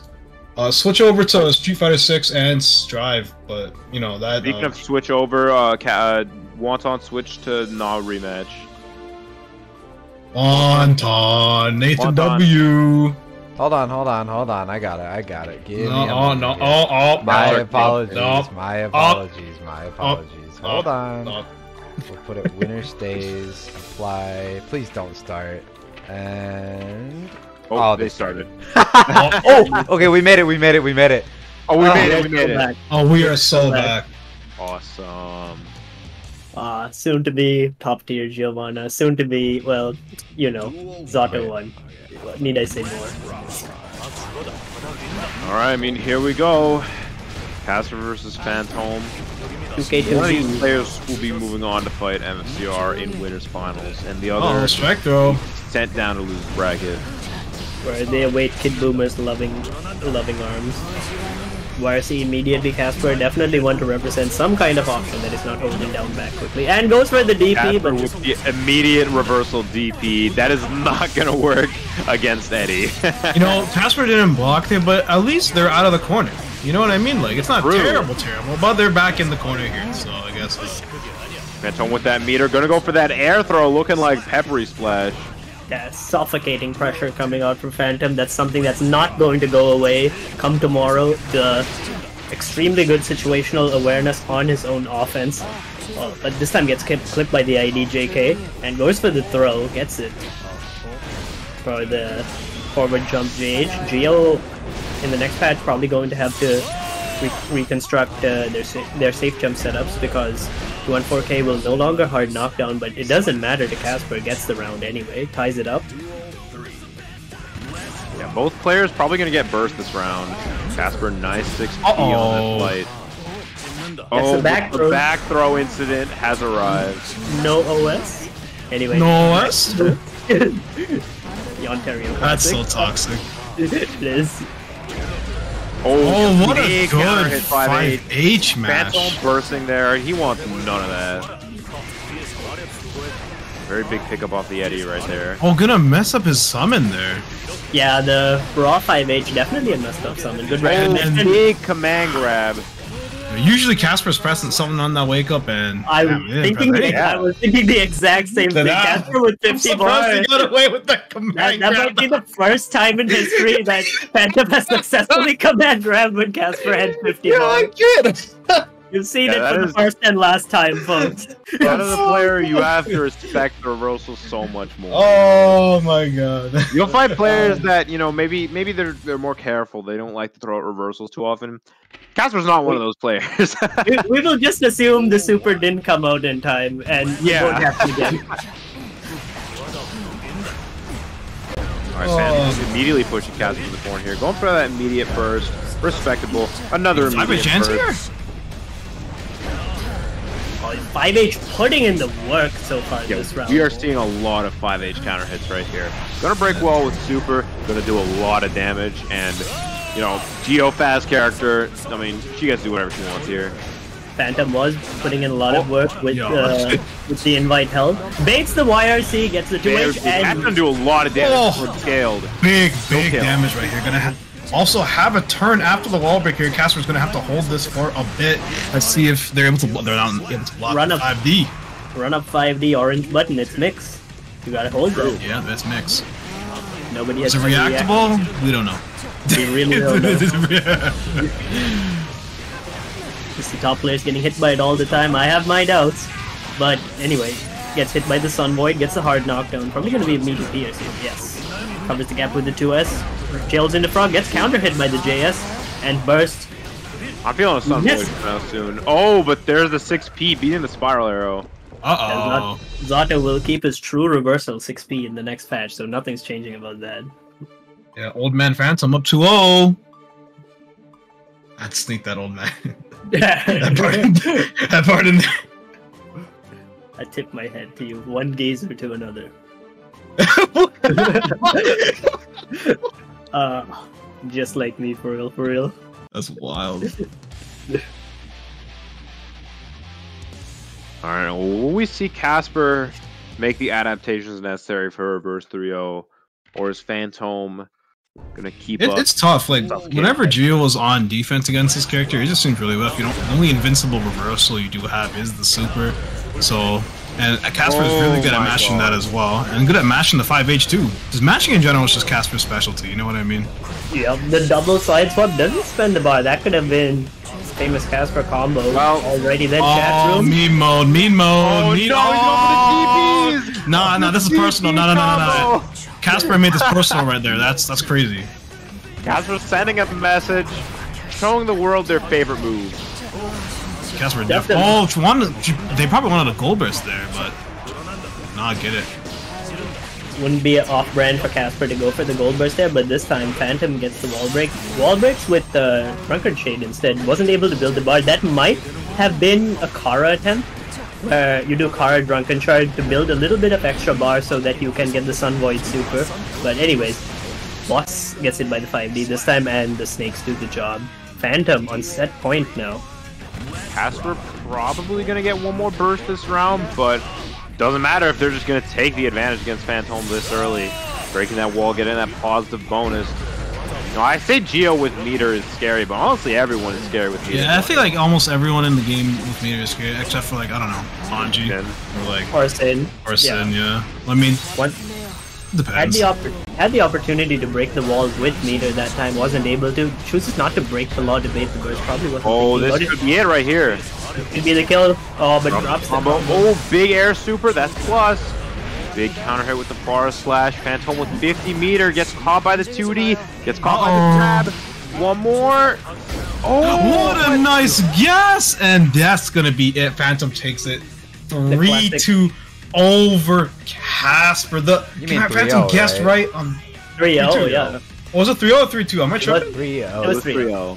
Phantom coming in here and cleaning house. I don't know, like, both of them were playing like really well, so I was like, man, this feels like a game, but like, I don't know what it does feel like. Yeah, it definitely like every game went to the last round, so it definitely felt like a 3-2. It was a very hard fight. Exactly. Isn't it crazy how every game feels like Game 5? Yeah, shoutouts to Game 5s, honestly. Yeah, man. Anyway, with that, that concludes the winner's side of our bracket for now. MFCR and Phantom waiting in the winner's finals. And we'll be moving to our losers round 5, where first we will be seeing Sly vs Kid Boomer. Sly sent here by Manticore. And Kid Boomer, of course, as you know, sent here by Casper in a very close set. Yeah. Elsewhere in the bracket, we have Kiri taking a 3-2 over Manticore. So Kiri's going to be going up against Luke. Luke was able to take a 3-0 over Rasa. And okay, moving on to the match at hand. This is actually a run back from a previous Wonton Wednesdays where Sly and Kid Boomer got to play each other. Yeah, this matchup is old as time, you know. It's classic Soul versus Potemkin, you know what I mean? This is definitely a very popular matchup back in Season 1. I remember back in Season 1 when Soul was super duper top tier. Most people are saying this is one of the few matchups that is either even or maybe even losing for Soul because of how prevalent Garuda was before the FD nerf. And Potemkin himself was arguably a better character in that version of the game. Hard to say how this matchup goes now, but anyway, Kid Boomer finds himself in the corner. That might be the round. Yes, that is the round with the bandit revolver. Well, I got booted out. I'm gonna need someone of Serp's expertise here. Coming in with the stream, the clutch. Slide. Great patience by Slide, scoping out the slide heads correctly. Chooses not. Oh, does choose to burst late. Back Mega Fist tries to the pot buster right there. Or a pot buster to try punish the bandit bringer that time. Gets the 5k, whips the 5p into the meaty top-tier setup. Probably looking for the DP after that Soul players really like to do there. True, that's a very good point. Definitely, please don't do this type of option. Why would you do that on a bandit bringer into DP? Stop doing that, guys. But anyway, backdash to Spot Buster and gets the first game. Sly is definitely very well versed into the Potemkin matchup. Definitely more than a match for Kid Boomer, but it is Kid Boomer. You can never underestimate a player of his caliber. Yeah, a player like that, you know, is always making adaptations as he plays. So, like, even if you take game 1, right? Like, I mean, that may be the last game you take in that set.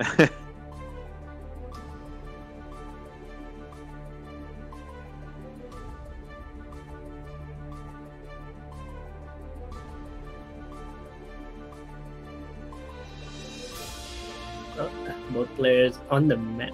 I was doing one player on the mat right now. Might be taking a couple of seconds to. Oh man, we might have a DC issue. Yeah, we may have an issue. Join and rejoin. Oh, good. All right. Stuck on the podium. In the meantime, let's take a minute to thank Wonton for having us all together for the last most important tournament of Season 2, the final Wonton Wednesdays. A last hurrah for many players who will be saying goodbye to the way they've gotten used to playing the game for the last 8 to 9 months. It's a brave new world with new system mechanics, new changes. Certainly is an end of an era, but yeah, it's kind of strange to think about even. Yeah, but no, of course, I appreciate you all joining me tonight on this fine Wednesday evening. Big shout out, forget me, big shout out. Oh, here, Serp and Gim on the mic, holding it down. Big shout out, LeBryant on the start GG and on the mic, making sure things run smoothly and providing that additional. I forgot how stressful this shit is. The additional instigating that spice of life. Spice of life. I keep forgetting. I want to make an edit. While I was playing Pikmin 4, one of the things that pops up is investigation complete, and I keep like deleting the middle few letters and seeing instigation complete. And I want to turn that to LeBron. All the time mid bracket. Great. I'm making that edit later tonight. Now that I've made that public knowledge of my thoughts. Kind of a side tangent while we wait for Kid Boomer to re-enter, but who do you guys think is going to be the new management for the meta for Strive, because I'm feeling some Asuka right now. I know the Asuka stocks are going up all the time. All the way up. Asuka players stocks keep getting are better. going up, but I feel like a character like that is gonna have Okay. some. Fellas, we are remaking the room. Sorry to Alright. say, but for a moment, let me just pop this back and remake this. Same While we code as before. While we remake, Peter, I want to hear your thoughts on how you feel that about Asuka. Yeah, I think. I mean, I know people said this about Chaos, right, at some point in the past, but I feel like the way that the character is structured, they are just going to struggle in some matchups. Chaos is probably going to be one of them, no matter how bad they nerf Chaos, like, ever. Just as fundamental design is kind of like a counter to Asuka, who wants to stay away from the opponent, building up his spells and whatnot, right? But if Chaos can pressure him from full screen and is the scarier presence there, Asuka's now forced to go in, which he's not quite as good at. And I feel like it's not just Chaos, right? Like, I feel like other characters are going to rush him down really strong, like Chip. I know in my experience specifically as Gold Lewis, like, just the existence of Skyfish, right? Like, that just deletes everything. Wait for me! Screen. So, I think Asuka's going to keep getting stronger, but I don't think he's going to reach, like, top 1. And even if he does, honestly, he's genuinely, like, hard to play. Even more so than Chaos, I think. So, I think he'll be kept in check. But yeah, I think sometimes it looks like you need like 3 majors or like rocket science degrees to freaking operate that character. But if anyone can pilot that character, though, it's Gobo. Oh yeah, it was made for that dude. Like, I'm gonna look forward to whatever the next major that Gobo shows up for, and just like cheer for him above like anyone else. Like, I want to see Gobo just like 3-0 everyone in the entire tournament and win with Asuka. New Faust? What's up with New Faust, by the way, Q9? I saw people said 9 frame faster item toss, and they just didn't mention it in the patch. Yes. But anyway. Shoutouts to Dyer for debunking the EU Can Lab. Like, shoutouts to Dyer, dude. Oh. We know that 9 frames improved startup on Faust items, probably the product of misinformation, but no more time for misinformation on screen because we've got Sly bringing it back with the Bandit Bringer. Yeah, no misinformation here, only real shit as Sly's going in. You know, some misinformation from Arxis themselves saying that command grab damage is nerfed and leaving Claw Buster untouched, so Kid Boomer definitely going to be enjoying that all the way. Clearly they do want Pot to be good now. Yeah, clearly Pot is their vision for the game, and I right, guys, that right? Yep. Right, guys, yeah. Pot's be good, right, guys? Yeah, Pot's gotta be good. Pot's not looking too good round 1 as Sly takes it, but anything could happen with Kid Boomer on screen. Oh, that 2S, massive counter hit from far range. Soul definitely the beneficiary of a couple of buffs. Curious to see how that 5 frame 2K turns out in the next match. He gets a burst bait, but he backs off with the backdash for some reason. Could have just killed. Probably just a misinput. Kid Boomer, 1 hit away, but that 6H is going to take it for Sly. Going up 2-0 this set. Wasn't able to FD in time, but he had a mountain to climb back there, so that's 2-0 for Sly. 1 game from progressing in the loser's bracket, but Kid Boomer has been in this situation before, and by before I mean like 10 minutes ago, so definitely one capable of making the comeback.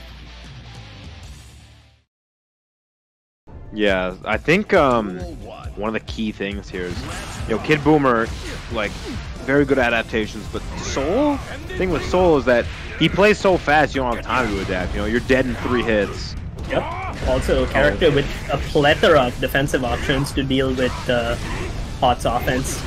Yes, but even once you get him down, like, he just gets to rotate between them all, and you just gotta, like, figure out their habits fast enough or guess right.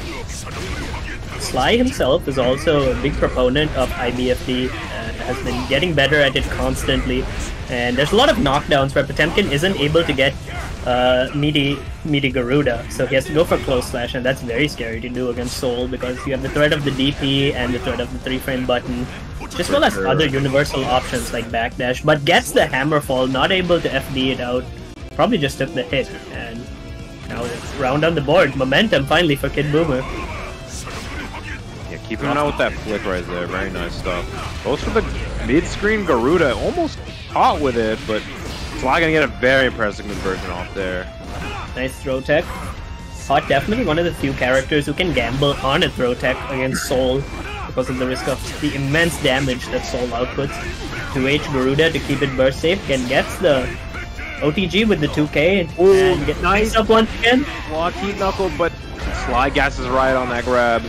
Sly's seen this movie before. He knows what comes after the blocked heat knuckle, choosing to fuzzy jump there and gets the wild throw. That's gonna be it. No, he drops it. Oh, but gets hit. Probably tried to mash beforehand. Oh, you gave Kid Boomer another chance. Would have to go back. I want Kid Boomer to get another chance. And another chance. That is why Kid Boomer killing with that massive damage 6H off the wall. I could be wrong, but I almost thought I saw Sly try to throw the hammer fall. He might have even tried to wild throw it, but he just got caught by the hit. So, you know, we saw Kid Boomer reverse 3-0 stun strike before. Wonder if this is another one of his reverse 3-0s in the making here. We're no strangers to this situation. Duel 1. Let's rock. Our back Mega Fist round start. But once again, Kid Boomer in the corner gets caught by the Fafnir and is probably going to go through the wall, but misses the 6H and just gets hit by the 6H. What do we say about giving Kid Boomer another chance, Sly? Someone is not listening. Oh. Goldberg character. It does not matter. It literally does not matter how good anyone ever gets at this game. You will still get caught with that at some tough. point. You can't let Lone a chart character activity. can't let a character like Temki get in your head, dude. It's only downhill from there. Gonna be getting in all of our heads in less than 24 hours when his new Wild Assault will be invincible. Definitely we. Johnny isn't gonna save you from that.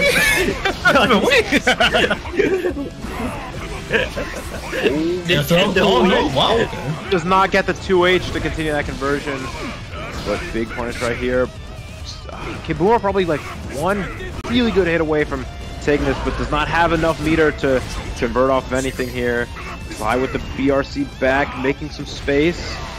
Kid Boomer trying to counteract some of these neutral pokes with the jump back. What is going on?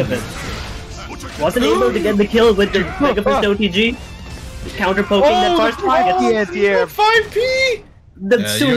You don't need a lower hitbox for that one. That one does just fine.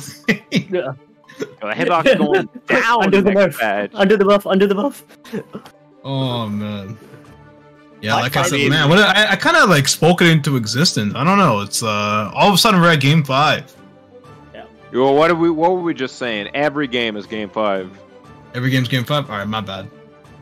Time to shop at Gap, but it's not complete quite yet. One more game before either of these players move on in the bracket. The other will be going home from Wonton Wednesdays. No singular French fry on their table. At 7th place. Pod Gang in the chat though. Shout out to the Pod Gang. Shout out to the Pod Gang. I may not be one of you anymore, but you know, you can change that. He's so cool. Maybe I will next batch. Is what I would say, but I don't want to do car cancels.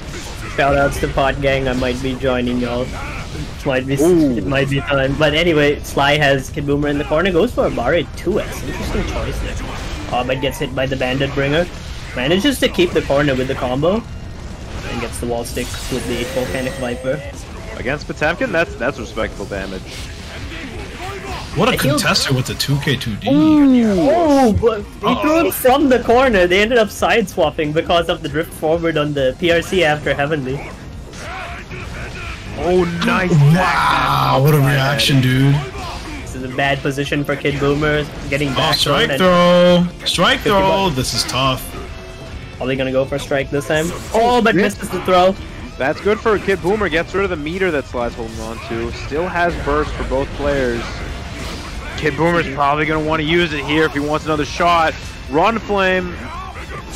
Gunflame PRC, what is this, Exert? And gets the 5K2D. No chance at all to use the burst.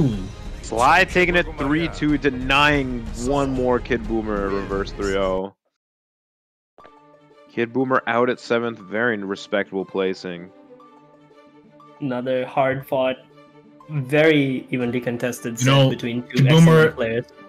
The 7th curse may continue, but in, let's see, a couple hours from now, 7th place is going all the way to 1st. You know what I mean?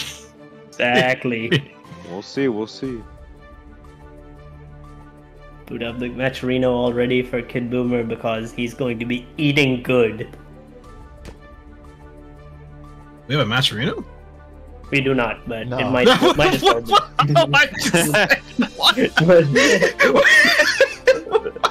A distant future, perhaps.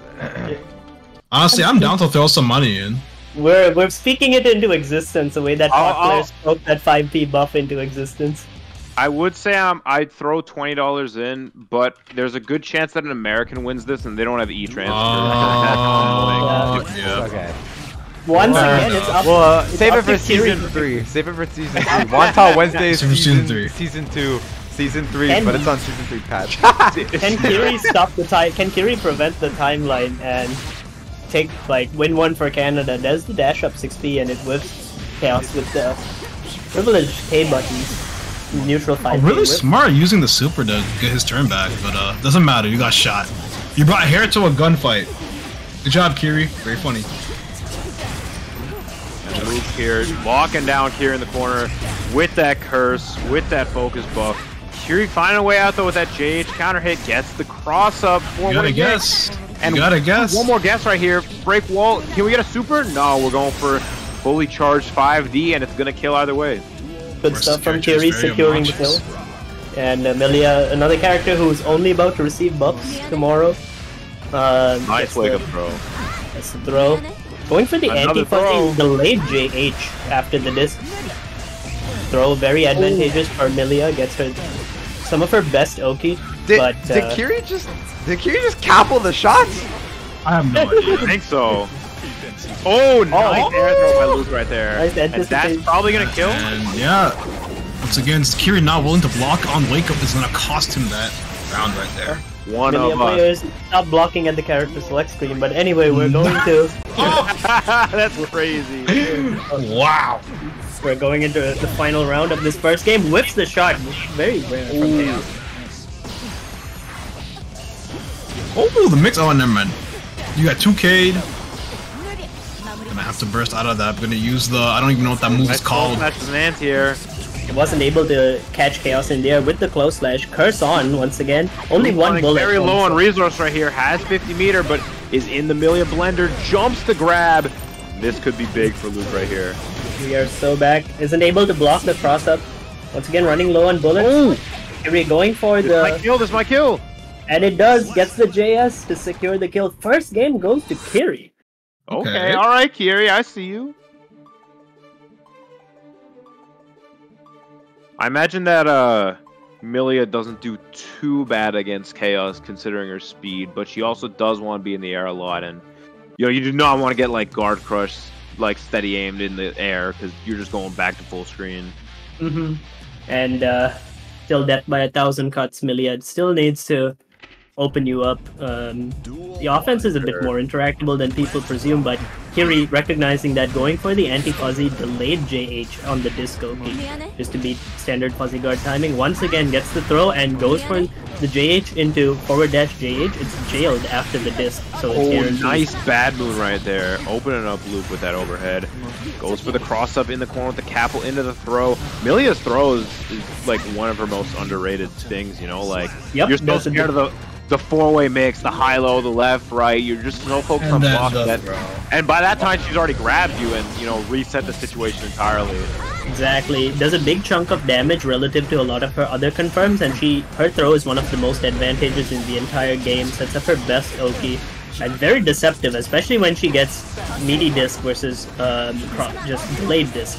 So Kiri recognizing the Luke trying to employ fuzzy guard technique and just delaying the JH timing, but it doesn't matter when Chaos has you in the corner. It's just peppering you with gunshots, probably trying to sneak in a reload somewhere with the BRC. Yep, gets it, and the 5D. There it is. Success to break the wall. Like Alright, you were saying both before. players can get burst this round, but burst against Chaos, like, good for him either way, no matter who does it. Not tomorrow! But, Not tomorrow. Remains to be seen. Chaos players will surely find a way. Just block after the shot. But anyway, gets the dash up 2K2D, bursts immediately, and gets a single bullet reload. Oh, out of concentration here and out of bullets. This is tough for Luke. Oh, the burst bait with the curse. Who said Chaos needed bullets? Some of the best normals in the entire game, and curse, baiting burst, doing your taxes, walking your dog for you, you know. I don't get bullets or Chaos success. Actually, I guess only the best normal in the games, but Luke being an expert on when and how to use them. That's what it takes. Luke definitely known for making quick adaptations on the fly. Very successful, highly skilled player. And definitely also known for some very high placements with wins on amazing players. So, you know, this is a great show from both players in here. The fact that Kiri's able to take the first game and still continue putting up a fight right now, I mean, there's a very real chance that he can take this set. But for now, we got these wall slumps in the corner. Those are getting removed tomorrow. Sorry, Chaos players. Time to fill out the applications, but Luke taking the perfect. I will not be saying sorry to Chaos players. I will say sorry to Eno players.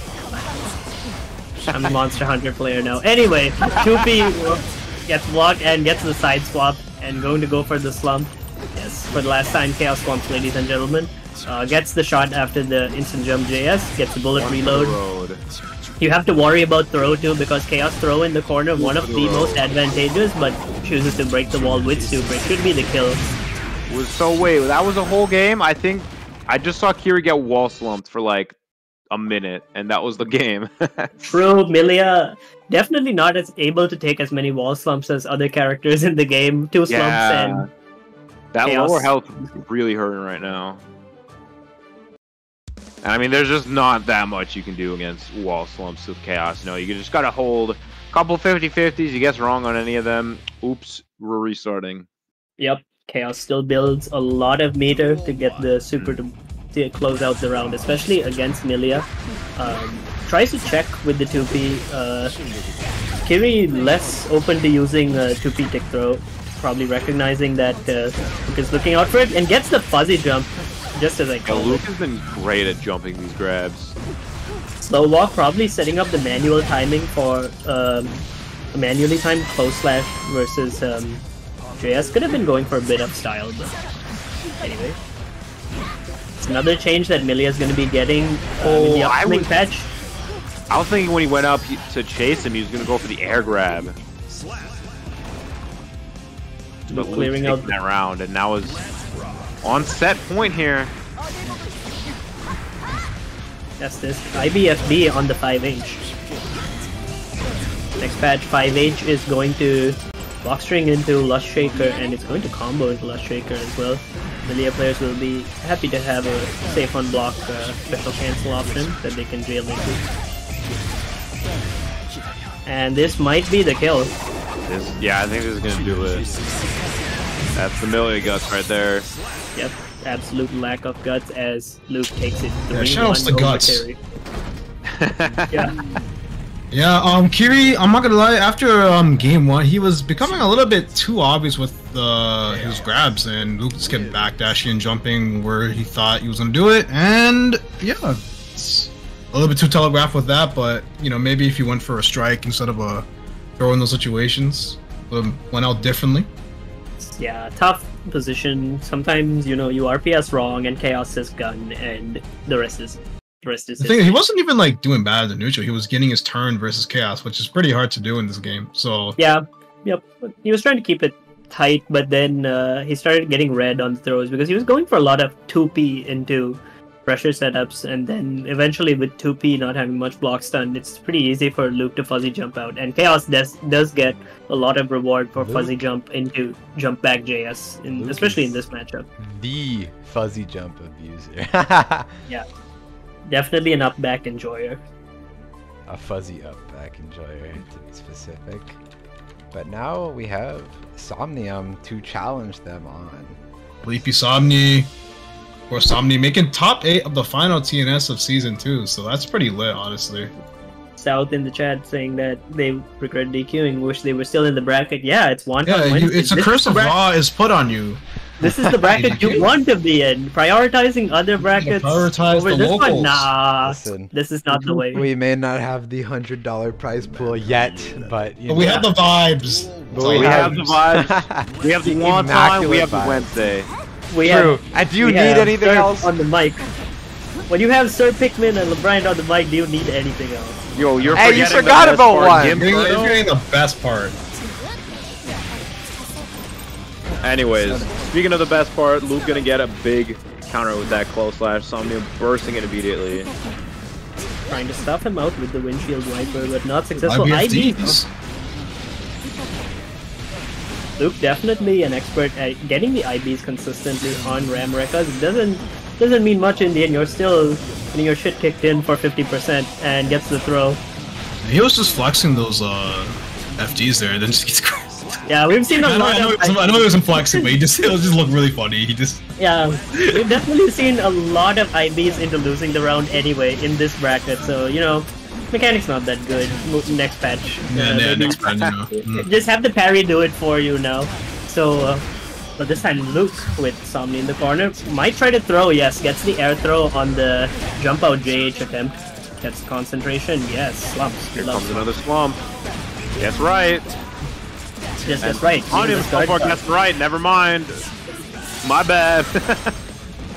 5D PRC into 2K is actually horrendous as chaos. Why y'all gotta do that? See, I would have blocked that because I wouldn't have reacted to 5D. They were so right for that. He was about to get hit by the 5D, but no, they PRC'd and ruined their mix-ups. Anyway, Overwatch time. He goes into the super, gets the bullets back.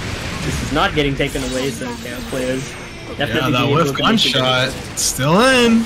Yep, as long as that's in the game, this character will always be relevant. And gets the shot. Probably can end with the super once again to get the kill. Or just chooses to Nah. take the punch. Nah, they got morals, you know. Let's go to the next game, you know what I mean? Oh. I hate it when I get a super when I'm at 1 HP. I'm like, man, why'd you gotta do it to me?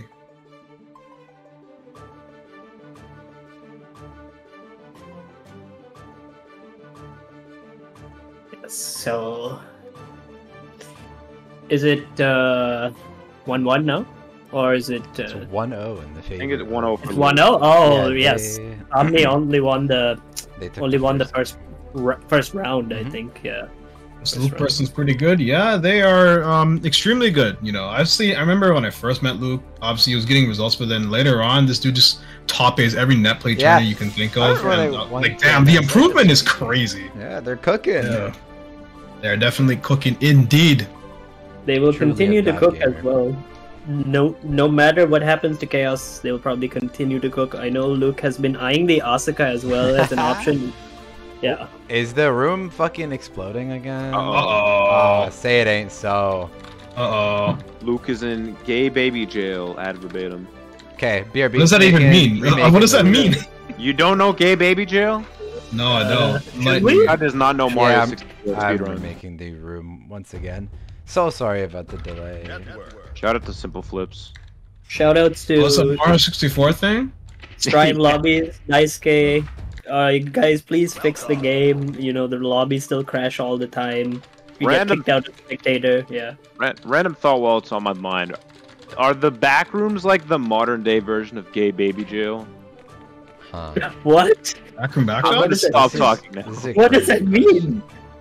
What? I don't Also- know. I don't know if Mods! Mods! mods. Wait, what do you mean mods? The mod is right here. I know, I am one of them.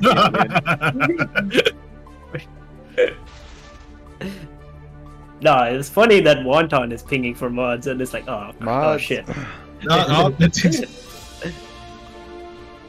Mod, strap this. Careful guy to combination you the must be poster. playing with. Strap them to a rock.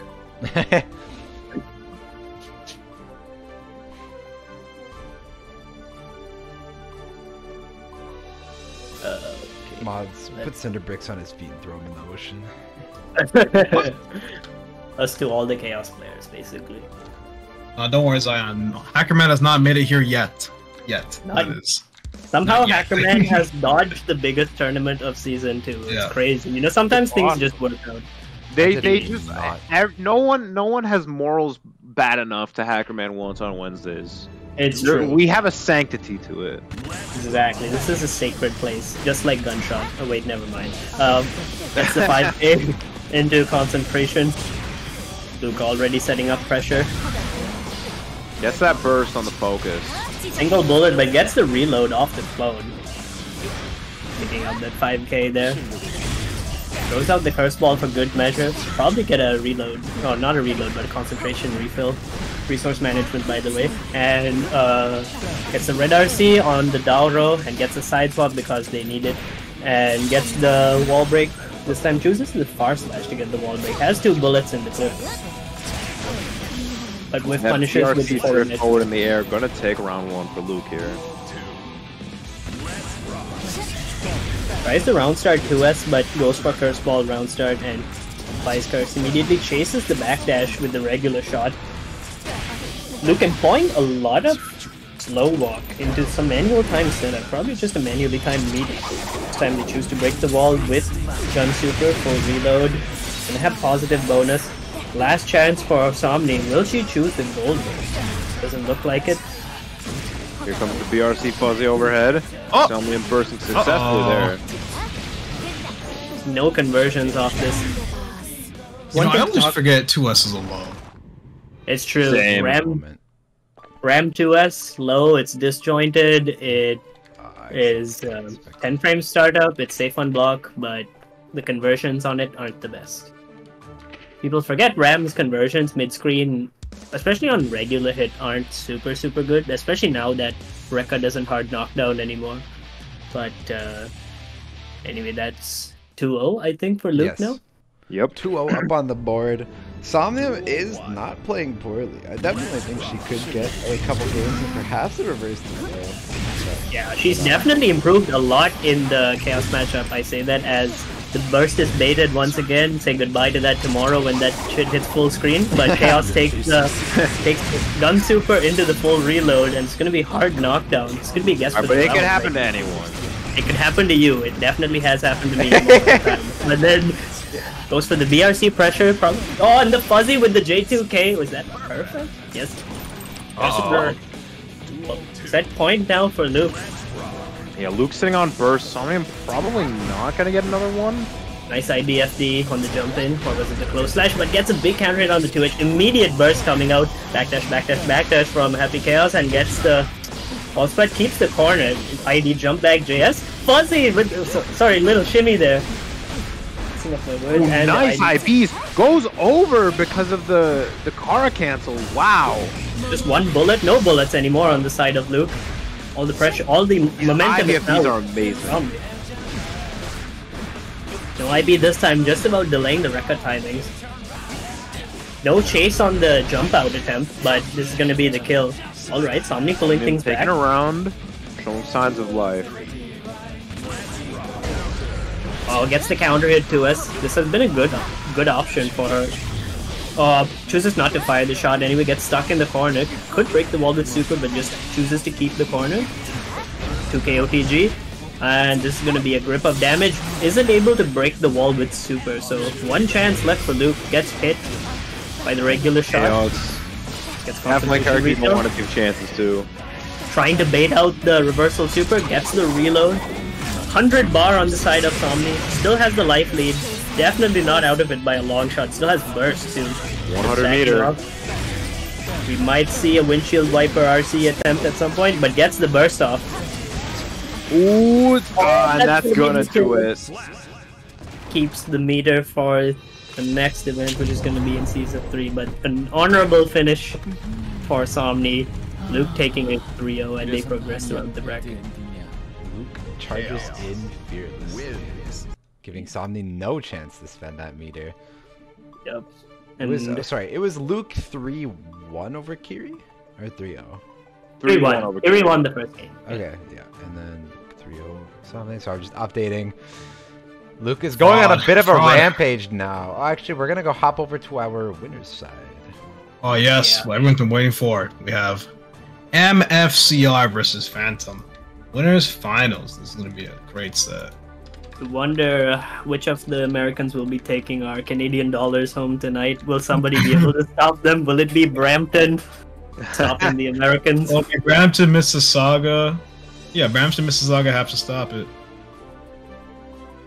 True. Sly, the last defender of Mississauga, and Phantom repping the Bramptonians. Shout out to Brampton, except not actually. I hate it here.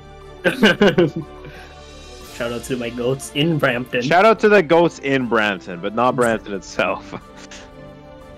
Yeah. Brampton, definitely the strongest region in all of NA for Guilty Gear Strive. Come at me, I don't care who you are. My bad. We're about to see if Florida can challenge that, though.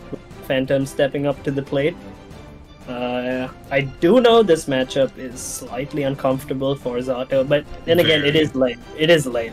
So, the threat of flash kick on any gap that Eddie Pressure leaves, turning into an opportunity for MFCR to start his suffocating offense.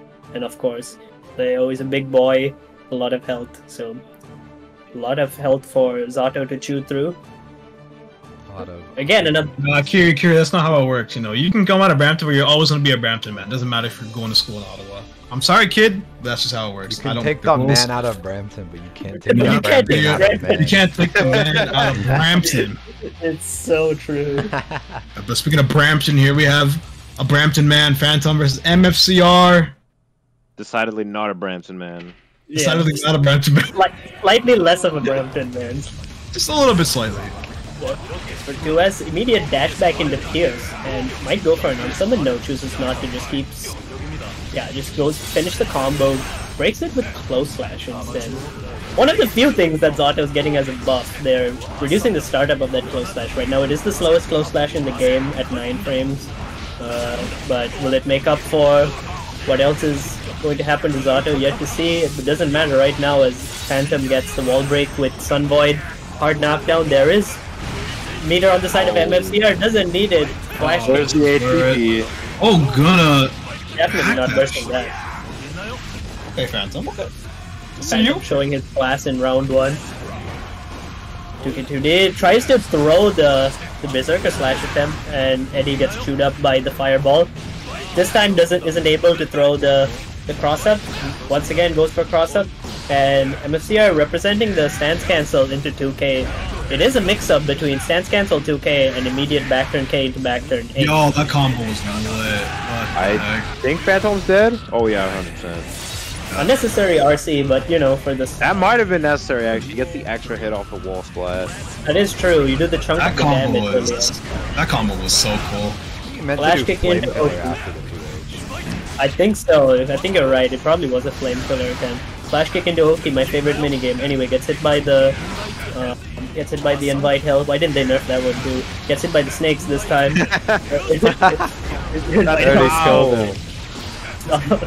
Stop Already it. dead. Stop it. He's already dead. No, that thing's a menace as a meaty, but tries to block him with the Drunkard Shard. Blocks out the 236S. Leo using the guard point stance. 50 meter on the side of MCR, but gets back thrown. You might see a flash kick RC attempt, or might just try the YRC, but no opportunity. Phantom takes the first game. You saw you saw Phantom trying to play around the DP there, going for the safe pokes at a distance, but MFCR didn't budge, but still gets the game there. And drills are one of the few things in the game that actually can safely contest flash kick pressure.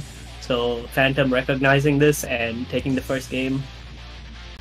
Brampton excellence on display. Brampton and Brown excellence. Exactly. They go MFCR. We cannot count out MFCR just yet. He's one of the best players in North America for a reason. Dash back into 5-8. Crunches through Eddie, but no way to convert meaningfully with Eddie gone. Fakest of summons, 2S into Pierce. Goes into back turn H. MFCR representing with that. Throws except on wake up. Maybe trying to RPS around flash kick there once again. Uses the oppose to catch the fireball, but getting crunched anyway. Oh, missed throw attempt probably. Didn't recognize which side MFCR was on. Hit the back turn K into throw. Yeah, that's probably the most real mix-up that Leo has off any given knockdown. It's back turn K stance cancel throw. It's very hard to look for it when you're also RPSing with back turn S and back turn H at the same time. And just like dash through. Yeah. Definitely should have been removed from the game, but anyway, Leo with back turn pressure. Back turn K doesn't go for the slump, it breaks the wall with the super. Yep. That super is insane.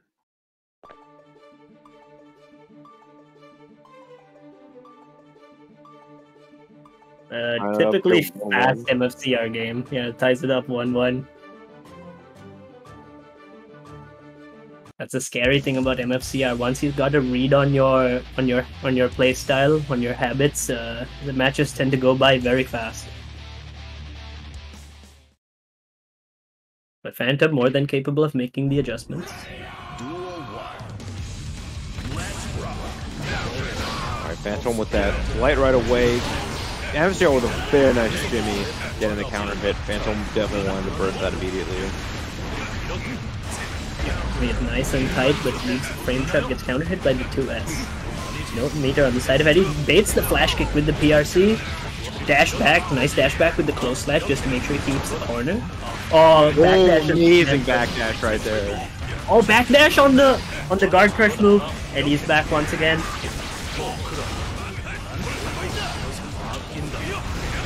Oh, once again, RC himself in the corner, but that RC gonna kill a pose, and another back throw to take it. Phantom's been like, I don't want to say really clean with these back throws. There's a little more like opponents aren't doing real meaties there, but he's been representing that a lot. Reminds you of yourself, huh? You know, the backdash throw. You know what I mean, sir? Yep.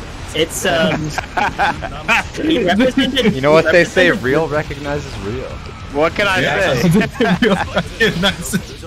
Yeah, I do backdash. Oh my god, a bar in 5D. Oh, the break the law, Phantom, you're sick with it. Bro. Uh-oh. Oh, but this time gets hit by the overhead. That break the law that's gonna be dead. To beat the low attack was clean. Very clean. Why they say you can nerf the character, you can't nerf the player. Goes for 2D. I think Phantom recognizing that 2K and 2D very good pokes against Leo potentially using guard point stance in this matchup. We actually saw Latif using a similar strategy at Frosty Faustings against guard point stance, but this time MFCR gets the flash kick, doesn't get the knockdown, tries to 5K in neutral just to get close up. Oh, but gets countered by the close slash. This should be the kill. And MFCR goes up 2-1.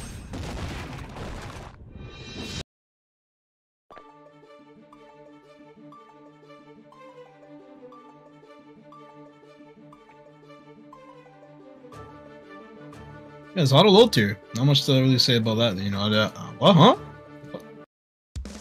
In this matchup, it's definitely one that might get harder. Well, it's going to get harder, but for the time being, Phantom's still in it, still able to bring things back. He's been very competitive in every single game. So,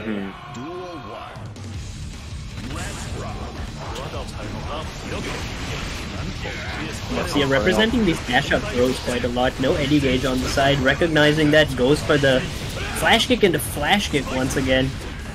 Can't keep a good man down. JP into 2K2D. Just trying to keep it nice and tight. And another flash kick for the books. MFCR is actually playing the risk reward very well. He knows that getting the kill on Eddie means that the offense of Zato without Eddie is much weaker. So he's just using his health as a resource. Oh, that gets the dead. H into Saffron Super. Looking forward to seeing increased base scaling on a lot of the moves in the game. We know the game is very high damage right now. But Phantom gets the combo into Pierce. Eddie's on once again. Tries to 6P the Berserker Slash, but runs through it. Gets the cross up into the corner. Cross up into cross up. Doesn't manage to bait the burst, but gets Pierce in the corner this time. Wire sees the 5D, checks the dash up throw attempt with the 2P or the 2K. Phantom's spending all this meter just trying to keep MFC on the corner. And it does not work with that back throw. Tries to go for the command grab. Wait a minute, he might regret that.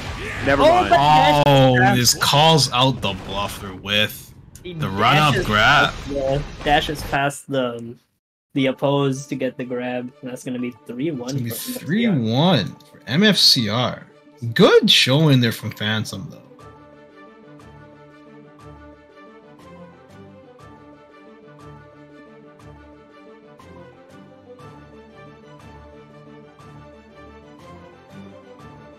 I think now it's losers semis.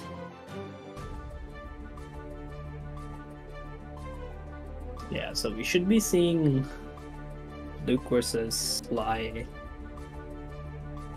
Luke already on the cabinet. Well, not so much a cabinet, but on the station, I guess.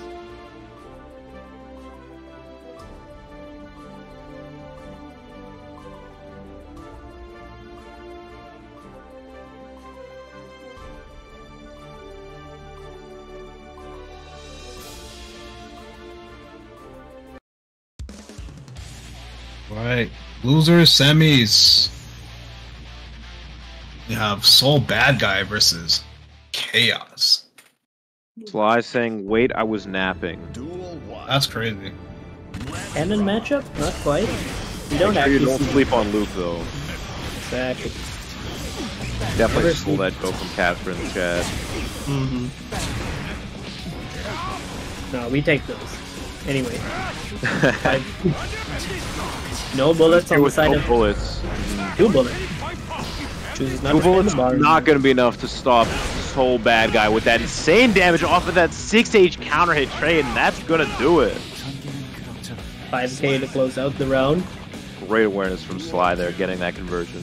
Yeah, we're seeing incredibly broken top tier on screen fighting Happy Chaos right now. True. Gold just needs 1 hit to kill you, but no one's blocking these rolls right now. Tries some gold. Versus the clone. I feel like that should give you meter. Gold bursting the clone should give you a positive bonus negative thing. Honestly, it should. Like, you just hit a guy with gold burst that you count.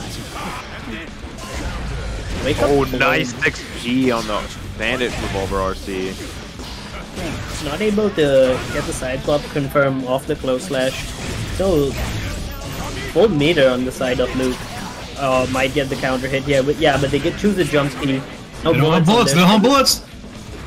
Nice backdash. This is good awareness. Oh, nice counter hit 2D.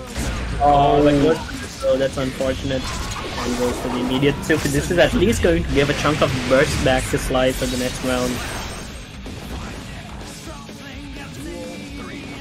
Yeah, both players here with burst, respecting each other around start.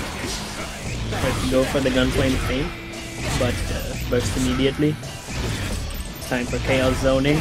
Sly It is, slowly. and now it's time for chaos pickups. Chaos pressure. Yeah, Luke running low on concentration here. Gotta be careful. Sly gets that hit in, and here we are. Use that wire C. I was just trying to call out the fuzzy jumps, just goes for the reload instead. Oh, but- very smart by Sly there. Oh, that's a lot of damage right there. Going for the safe jump there. And then FDM, we're gonna use the 6S. Oh my god, that 6S tip range connecting. Impeccable foots. Oh, backdashes, Oh. but gets countered by the Uh-oh. gun. Wait, Could have actually comboed it. That could have been the kill. yeah, unfortunate side swap. Oh, cross up roll. Vortex. On 50 meter, he's got to try something with this. The wire C on the roll. The 5K interrupting the 5-8. Slugging it out, and the backdash no concentration. You can't follow it up. Fly! Oh my god, Luke has burst. Tries to go for the 6-8. Oh, That was in game 5? That wasn't game. That was the first Oh, game 1. Wow. It's like gladiators sprawling right now.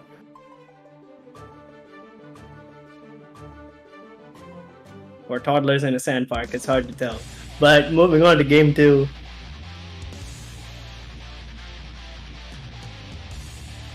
One up for Luke. That's going to be a draining first game.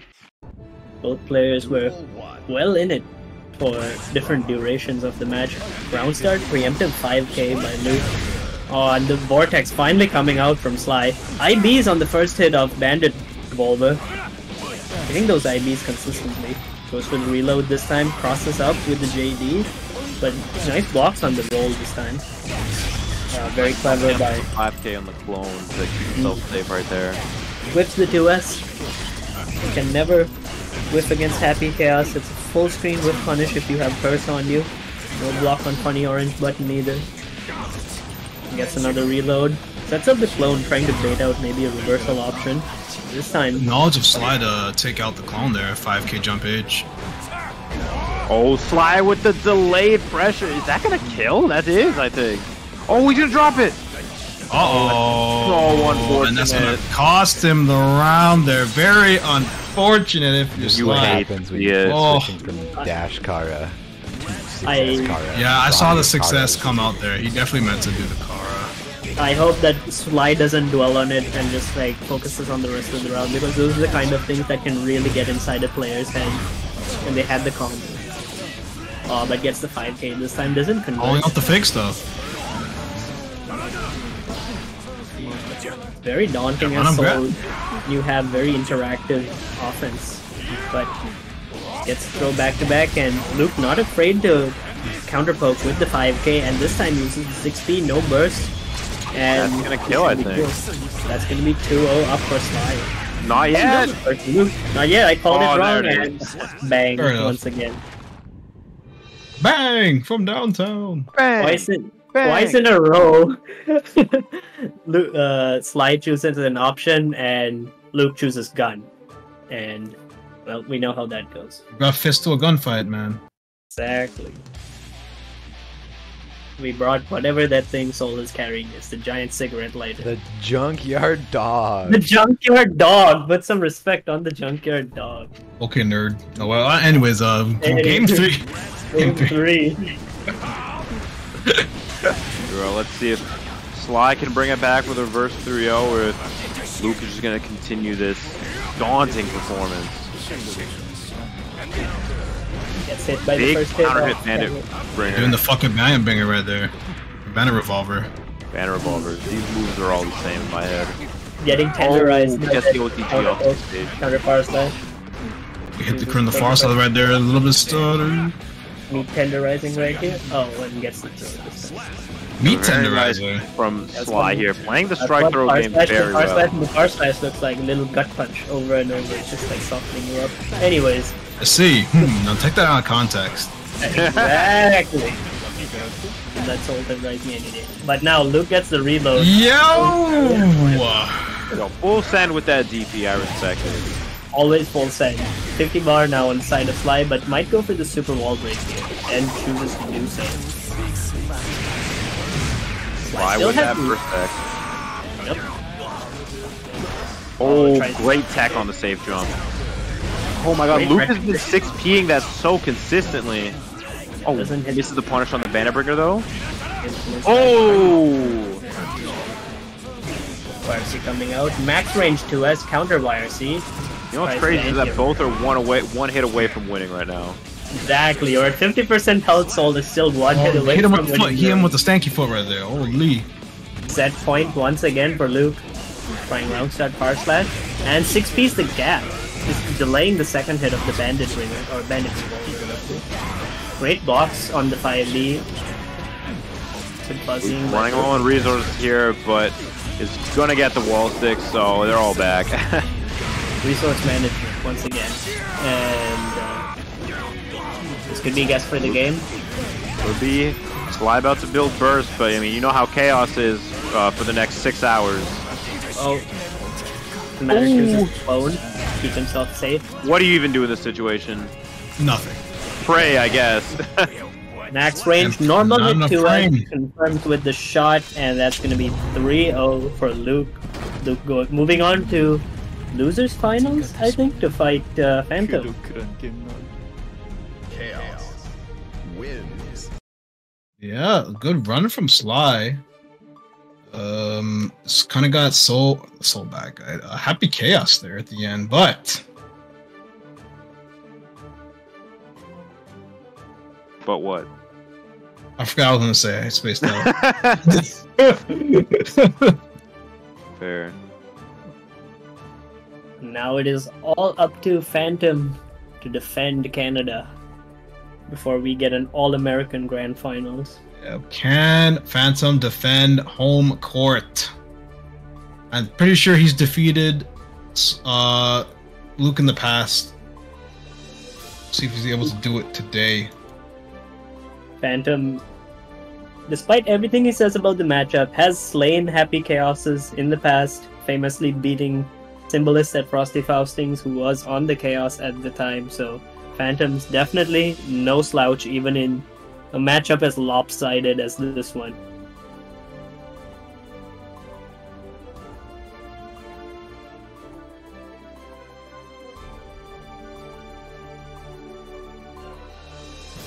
Auto 1 is all that stands between an All Florida Grand Finals. And this could be the very last time we see Phantom in bracket with this version of the character.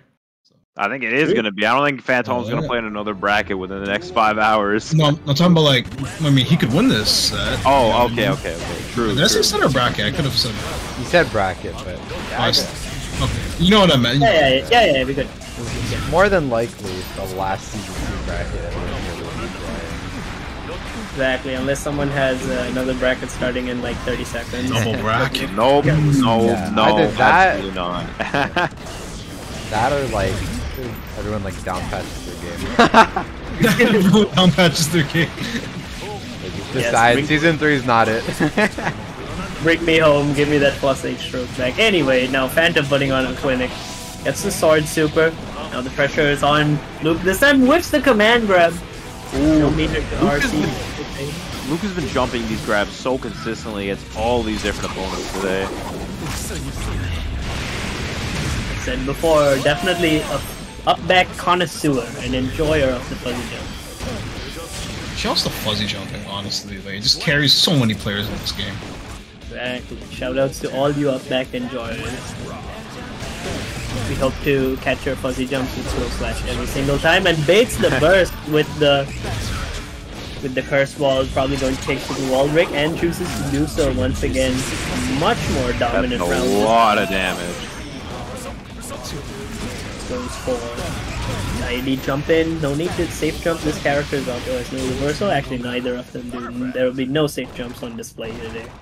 Well, at least Give Chaos a DP! Don't do that. Needs it. Oh. Needs it.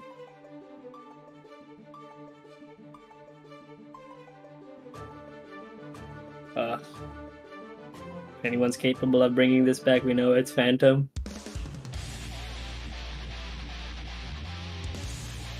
But it is a tall ask. In those tall tasks, you know, it's 9:52 p.m., you know, he's up there in age. His bedtime is sort of near right now, so we'll see if he's able to... I can't. Slandering. We're slandering in this voice chat at this hour. Be fair, fighting Wonton Wednesdays. Happy Chaos at 10 p.m. definitely a sign that, you know, dinner was past 2 hours ago. Oh, it was definitely past 2 hours ago right now. Cole is stuck in the corner, doesn't block the 5D. Probably going to break the wall with Sun Void once again. Good position this time for Phantom. Chaos still has about 40% health. Gets hit by the jump D, but no conversion. And goes for a Morph. Big Amorphous right here, gonna kill. That's Phantom's showing us that he's still in it. He says, I didn't need that dinner 2 hours ago. exactly feasting on this Chaos right now with my shark. That's And a frog. Oh wait, I guess you're talking about Amorphous. He's got a shark and a frog. What else has he got? Dragons? Whatever the hell a poser makes? Tell him to bring out the whole zoo. The whole zoo. Good block in the 5D there. 5H into Peters. One drills rather. But the defense from Luke, the backdash. Oh, and the BRC! Very nice BRC. backdash right there. Is that gonna kill? I don't think so. I No, don't not think it yet. is, though. No, but knows. They just know. It's goes for the meaty Pierce. Doesn't quite work out, and this time once again slumped in the corner. No meter on the side of Luke, but they'll probably just go for meaty. Probably another jump in. No, just takes a shot this time. YRC on deck, doesn't bait it out. Close slash into Pierce. One last chance for very mix-up. nice command grab. Gets the grabs. Phantom Wasn't really to evening pull a it. trigger on burst. Okay. We got ourselves a 1-1 set here. Can just never count out Phantom. Like CEO of Gapology.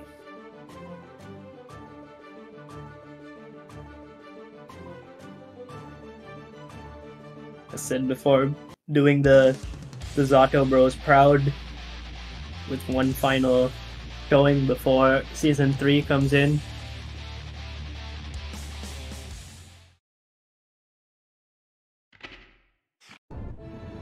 Duel 1.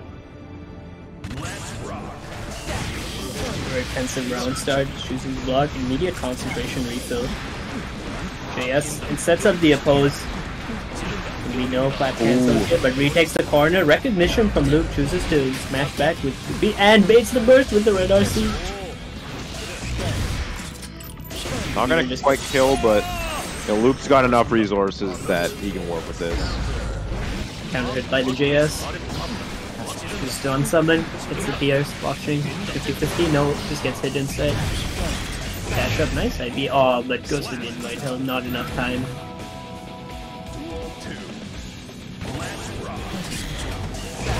JP, how do you even summon in this matchup? Pray. You just gotta pray, yeah.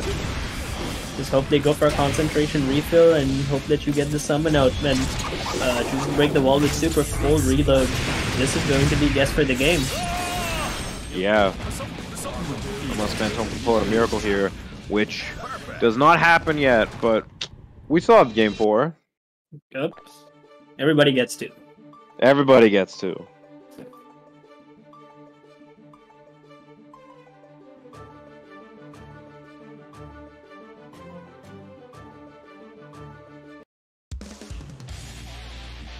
A lot of back and forth adjustments made by both players, both recognizing gaps, which the fuzzy mash, trying to jump out of each other's pressure, looking for Duel 1. that dash up command grab. Forward jump JP this time. Flat cancel. Yeah, Phantom getting Luke in the corner here. Definitely good sign starting out. Again, You're able that's to lock Chaos down better than having to approach Gunshot over and over again. Phantom, very interesting choice. Chooses to go into oppose a lot of the time from drills, probably trying to call out that fuzzy mash. Or just hoping the snakes veil Luke to the ground. But anyway, first round goes to Phantom. Max range 2S, shot doesn't follow, and once again the oppose cancel. For double overhead, good. Very nice defense from Luke there. Good defense from Phantom too, recognizing the 5D and then just going for the mash afterwards. Gets hit by the jump K. Frog, immediate super wall break. This is a really good position for Phantom. Block on the 5D. This time jumps the command grab but gets jailed by the frog. Jumps the command grab once again. Good attempt from Phantom there to try to delay as much as possible, waiting for Eddie to come back, but didn't quite get in time. Here comes the Amorphous, you gotta be careful. Trunks the damage. Burst attempt coming out from Luke. And oh, amazing burst bait right there. Burst has been baited, and Game 5 is going to be played out in a couple of seconds here. God damn, losers Game final. 5 initiated. We're about to Burst get baited, into it. Game 5 initiated. God damn. All right.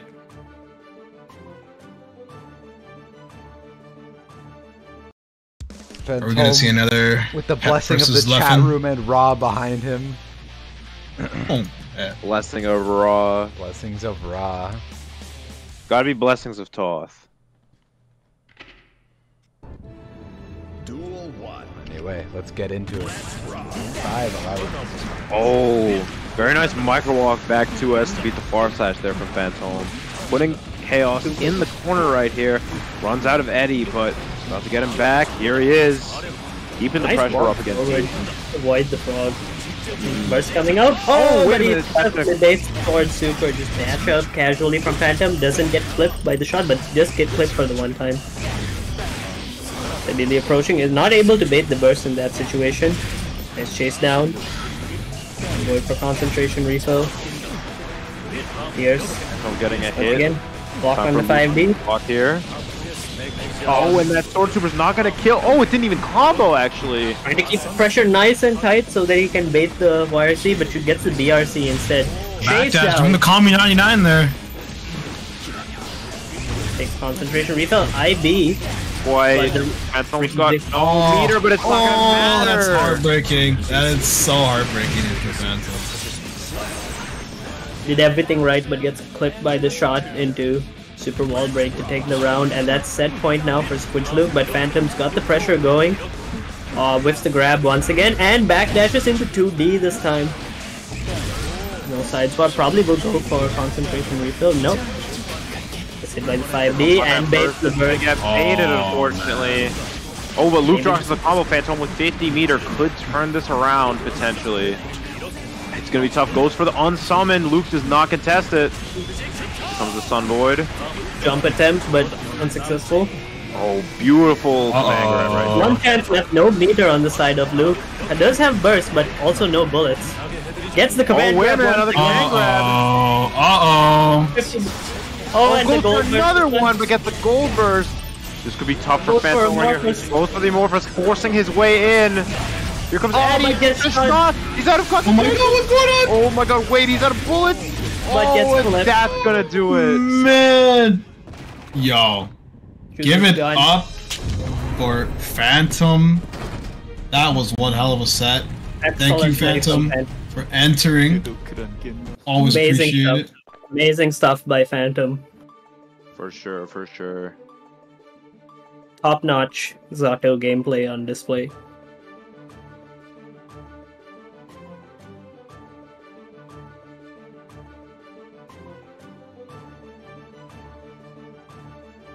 As much as I hate, not hate, but you know, as much Hey. as it hurts my Canadian heart, we are having a Florida Grand Finals Yup. at the Canadian funny little online local. You know, it happens. Yep. Recently, Buffalo got farmed by Ontario, so Florida came looking for payback. Florida Man. wanted to come let Buffalo- us know, eh? Exactly. Buffalo called their buddies down south, and you know what? We gotta farm these guys straight up north. You know, exactly. they made a mockery of us. Like, quit your friendlies. So Yep, it was all four Canadian top four. In fact, all top 5 was 5 out of 6 Canadians. But anyways, moving on to the match at hand. No special cancels available on that 2D. Luke gets a throw, but able to maintain pressure afterwards. Immediate burst coming out from MFCR on the 2K combo. Luke trying to keep it nice and tight, trying to give no opportunities for flash kick. MFCR recognizing this.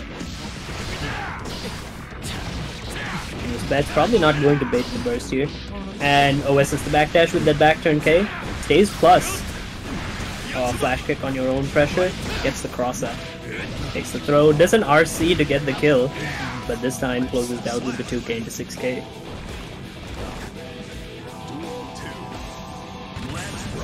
I have heard that this matchup isn't that bad for Leo. But again, all Chaos needs is one opportunity to get the full screen game started. And gets the super. Ooh. It's a big opportunity for MFCR right here. Just needs one more mix to take out Luke for game 1 of Grand Finals. Gets the mix up off the flash kick RC. It's the double JP, but no confirm off it. One more chance for Luke. Oh, but wakes up throws. I'm so happy we're seeing MFCR the end of taking Flash game Kick. 1 of Grand Finals. This could be over in just 2 more games, or we could be here for another 9.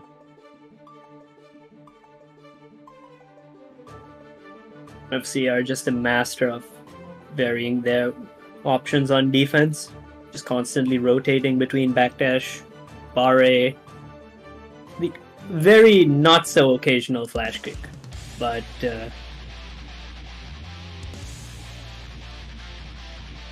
SMFCR is in winner's side, so he just needs For a 2 more reason. games to close out the bracket. Yep, indeed. They're gonna have to make a lot of adjustments. They want to close out the final Wonton Wednesdays for this patch. Gets hit by the 5H.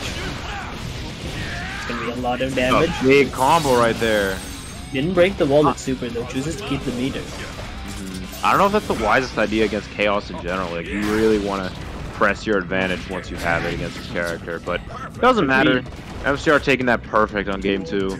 Leo actually does have good neutral options when they have meter because Berserker slash RC actually goes very far, and you know, threat of 2D RC as well. You get the forward momentum, and you can just like skip neutral against a lot of like Chaos' pokes, especially against the likes of 2S and 2K, where you just fly over those normals. So there might be a method to this that MFCR is choosing. But anyway, Chaos stuck in the corner behind his own clone, isn't able to call out the corner escape, but gets the hit this time. Probably going to go into the super to get the kill.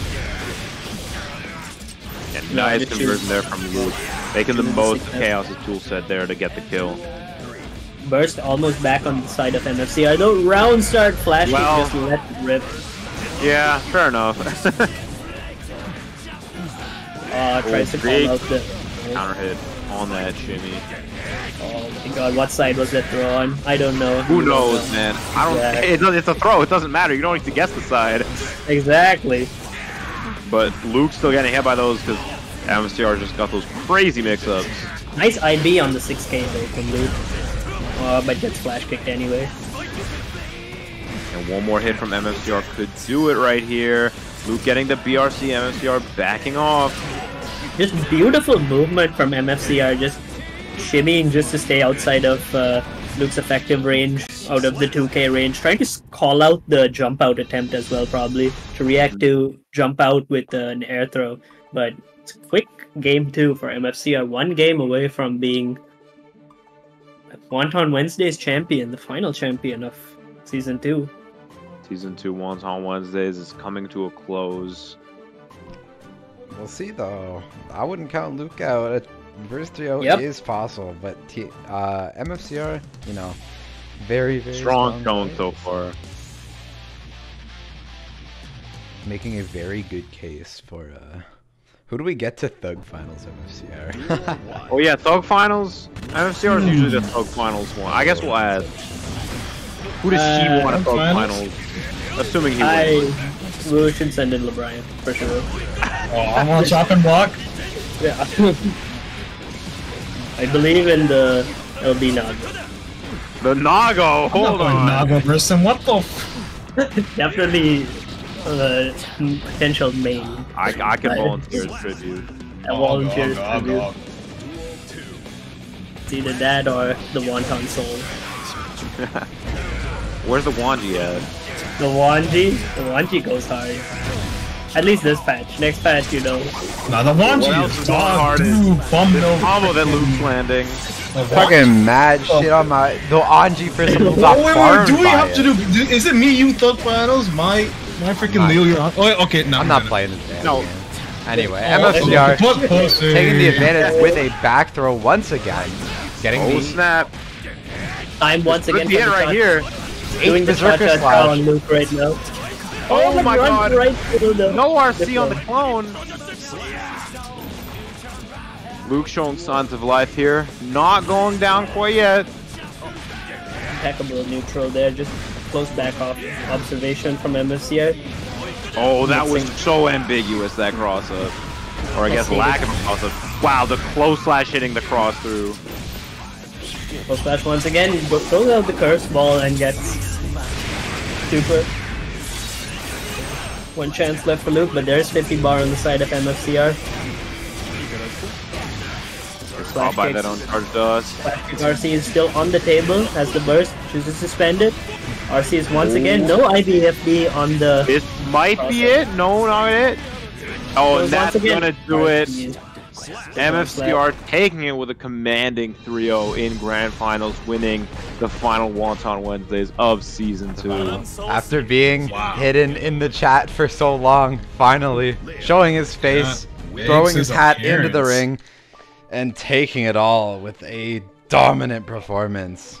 Very, very dominant from MFCR. Very happy that he finally entered today.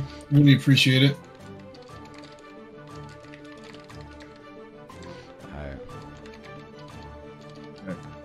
Like I'm on the chopping block right now, ladies and gentlemen. Bryant. Nah, get off Dying that before our eyes. Last line of defense for Canada. If LeBryant. LeBryant's the No. last line of defense for This is Canada, the bro, worst I'm flying timeline. the white flag, bro.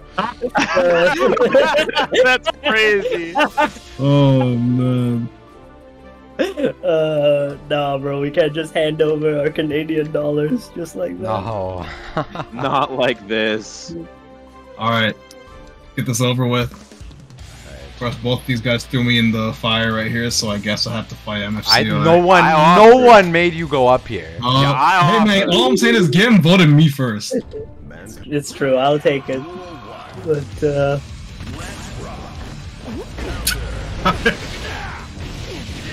be fair, if there's any character you want into Leo, for one, Biken's probably one of them. No. Oh my gosh, for the flash Look kick. at that, man. What the hell is going on? Immaculate defense on both sides. Not a single block on display. Defense is just something that happens to other people. Now it's the time to press buttons.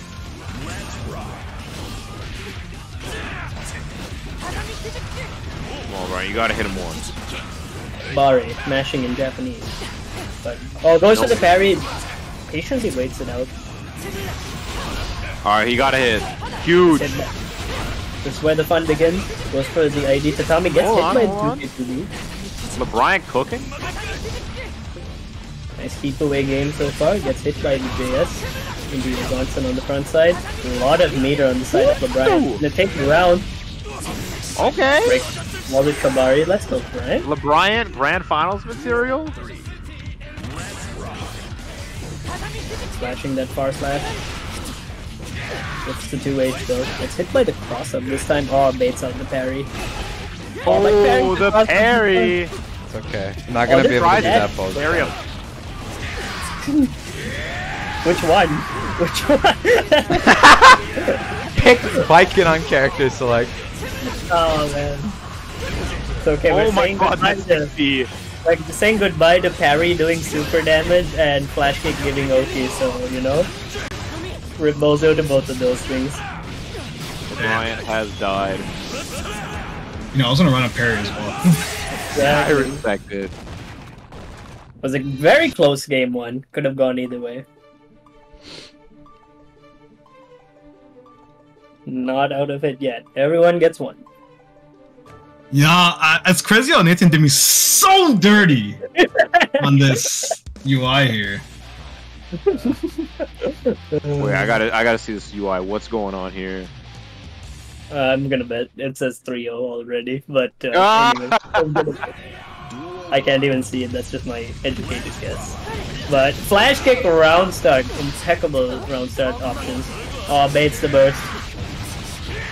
It's okay. Burst is gonna go full screen. Can't do that anymore. But he did block it, so. Oh, I guess the throw this time. Go slash. Oh, he didn't even go for the OTG. He knows. He knows. He knows He knows. that shit.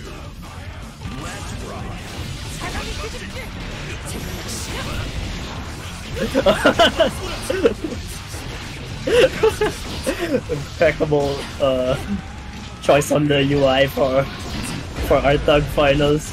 Good stuff as always from Wonton.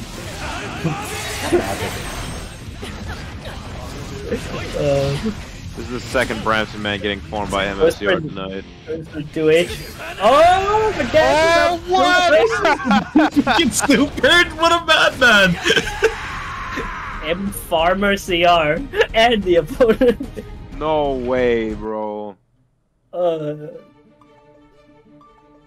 Yeah, when Wonton said the thing about Brian being the last line of defense for Canada, I think he might not have been joking, actually. But anyway, Just gonna on the start verge of a reverse 3-0.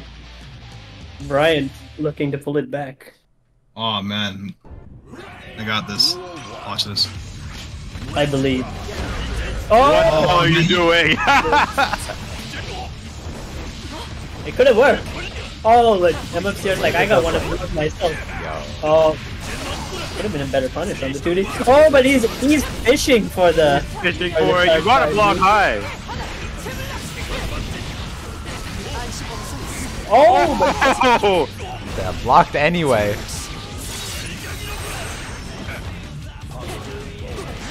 Oh. Yo, this might be some of the worst drive I've ever watched.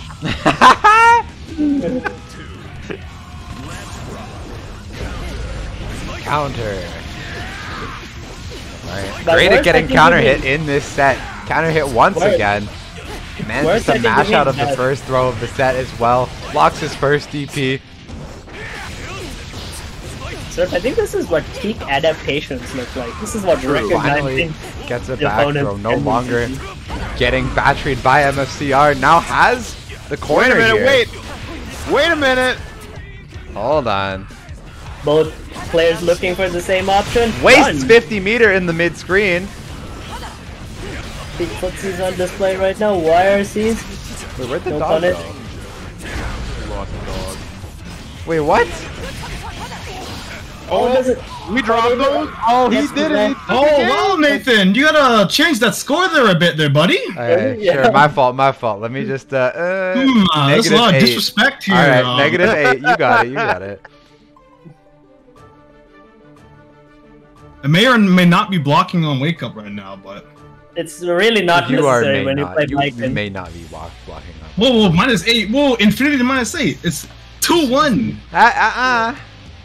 It's 2-1 right It now. was Infinity to Yep. -9. Now it's Infinity to -8. No, Nuh-uh. Okay, what if I do like this? Oops. I'm just like adding some effects. I got Once it. again, grip of damage. Oh, and gets dunked. Shoutouts to Android 16. Tries to dunk him once again. What if I do a Oops. Look at him. Oh, he's so cool. Oh, the far parry this time. Defense. Big footsies. What I was is looking- he doing?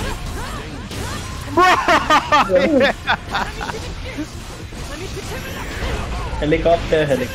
But anyway, it's just... Oh, but No a way. flash kick. What is a cross up to a flash kick? Duel 2.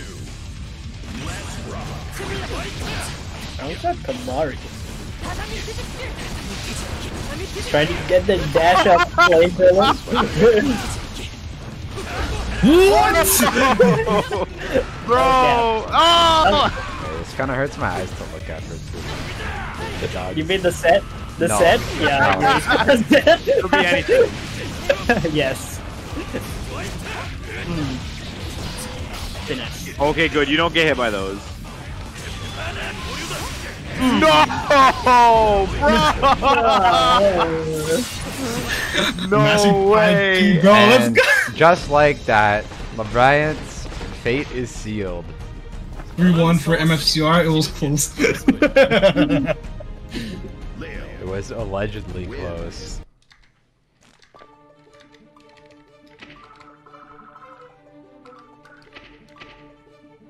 No more games can be played. Alright, GG's. 19. Thank you, everyone. I really appreciate from the bottom of my heart, everyone entering. Hell yeah. Thank you everyone for coming out to the last Wonton Wednesdays of Season 2. With that in mind, Season 3 is approaching us soon and perhaps big things for Wonton Wednesdays as well. But as always, I do very much appreciate the support from everyone. Thanks for watching, thanks for playing, thanks for hanging, and thanks for having a wonderful night. I'm gonna go look for someone to raid real quick. Oh, Jimmy's streaming. Okay, I'll just raid Jimmy. Of course, yeah, we gotta raid Jimmy. Jimmy Neutron.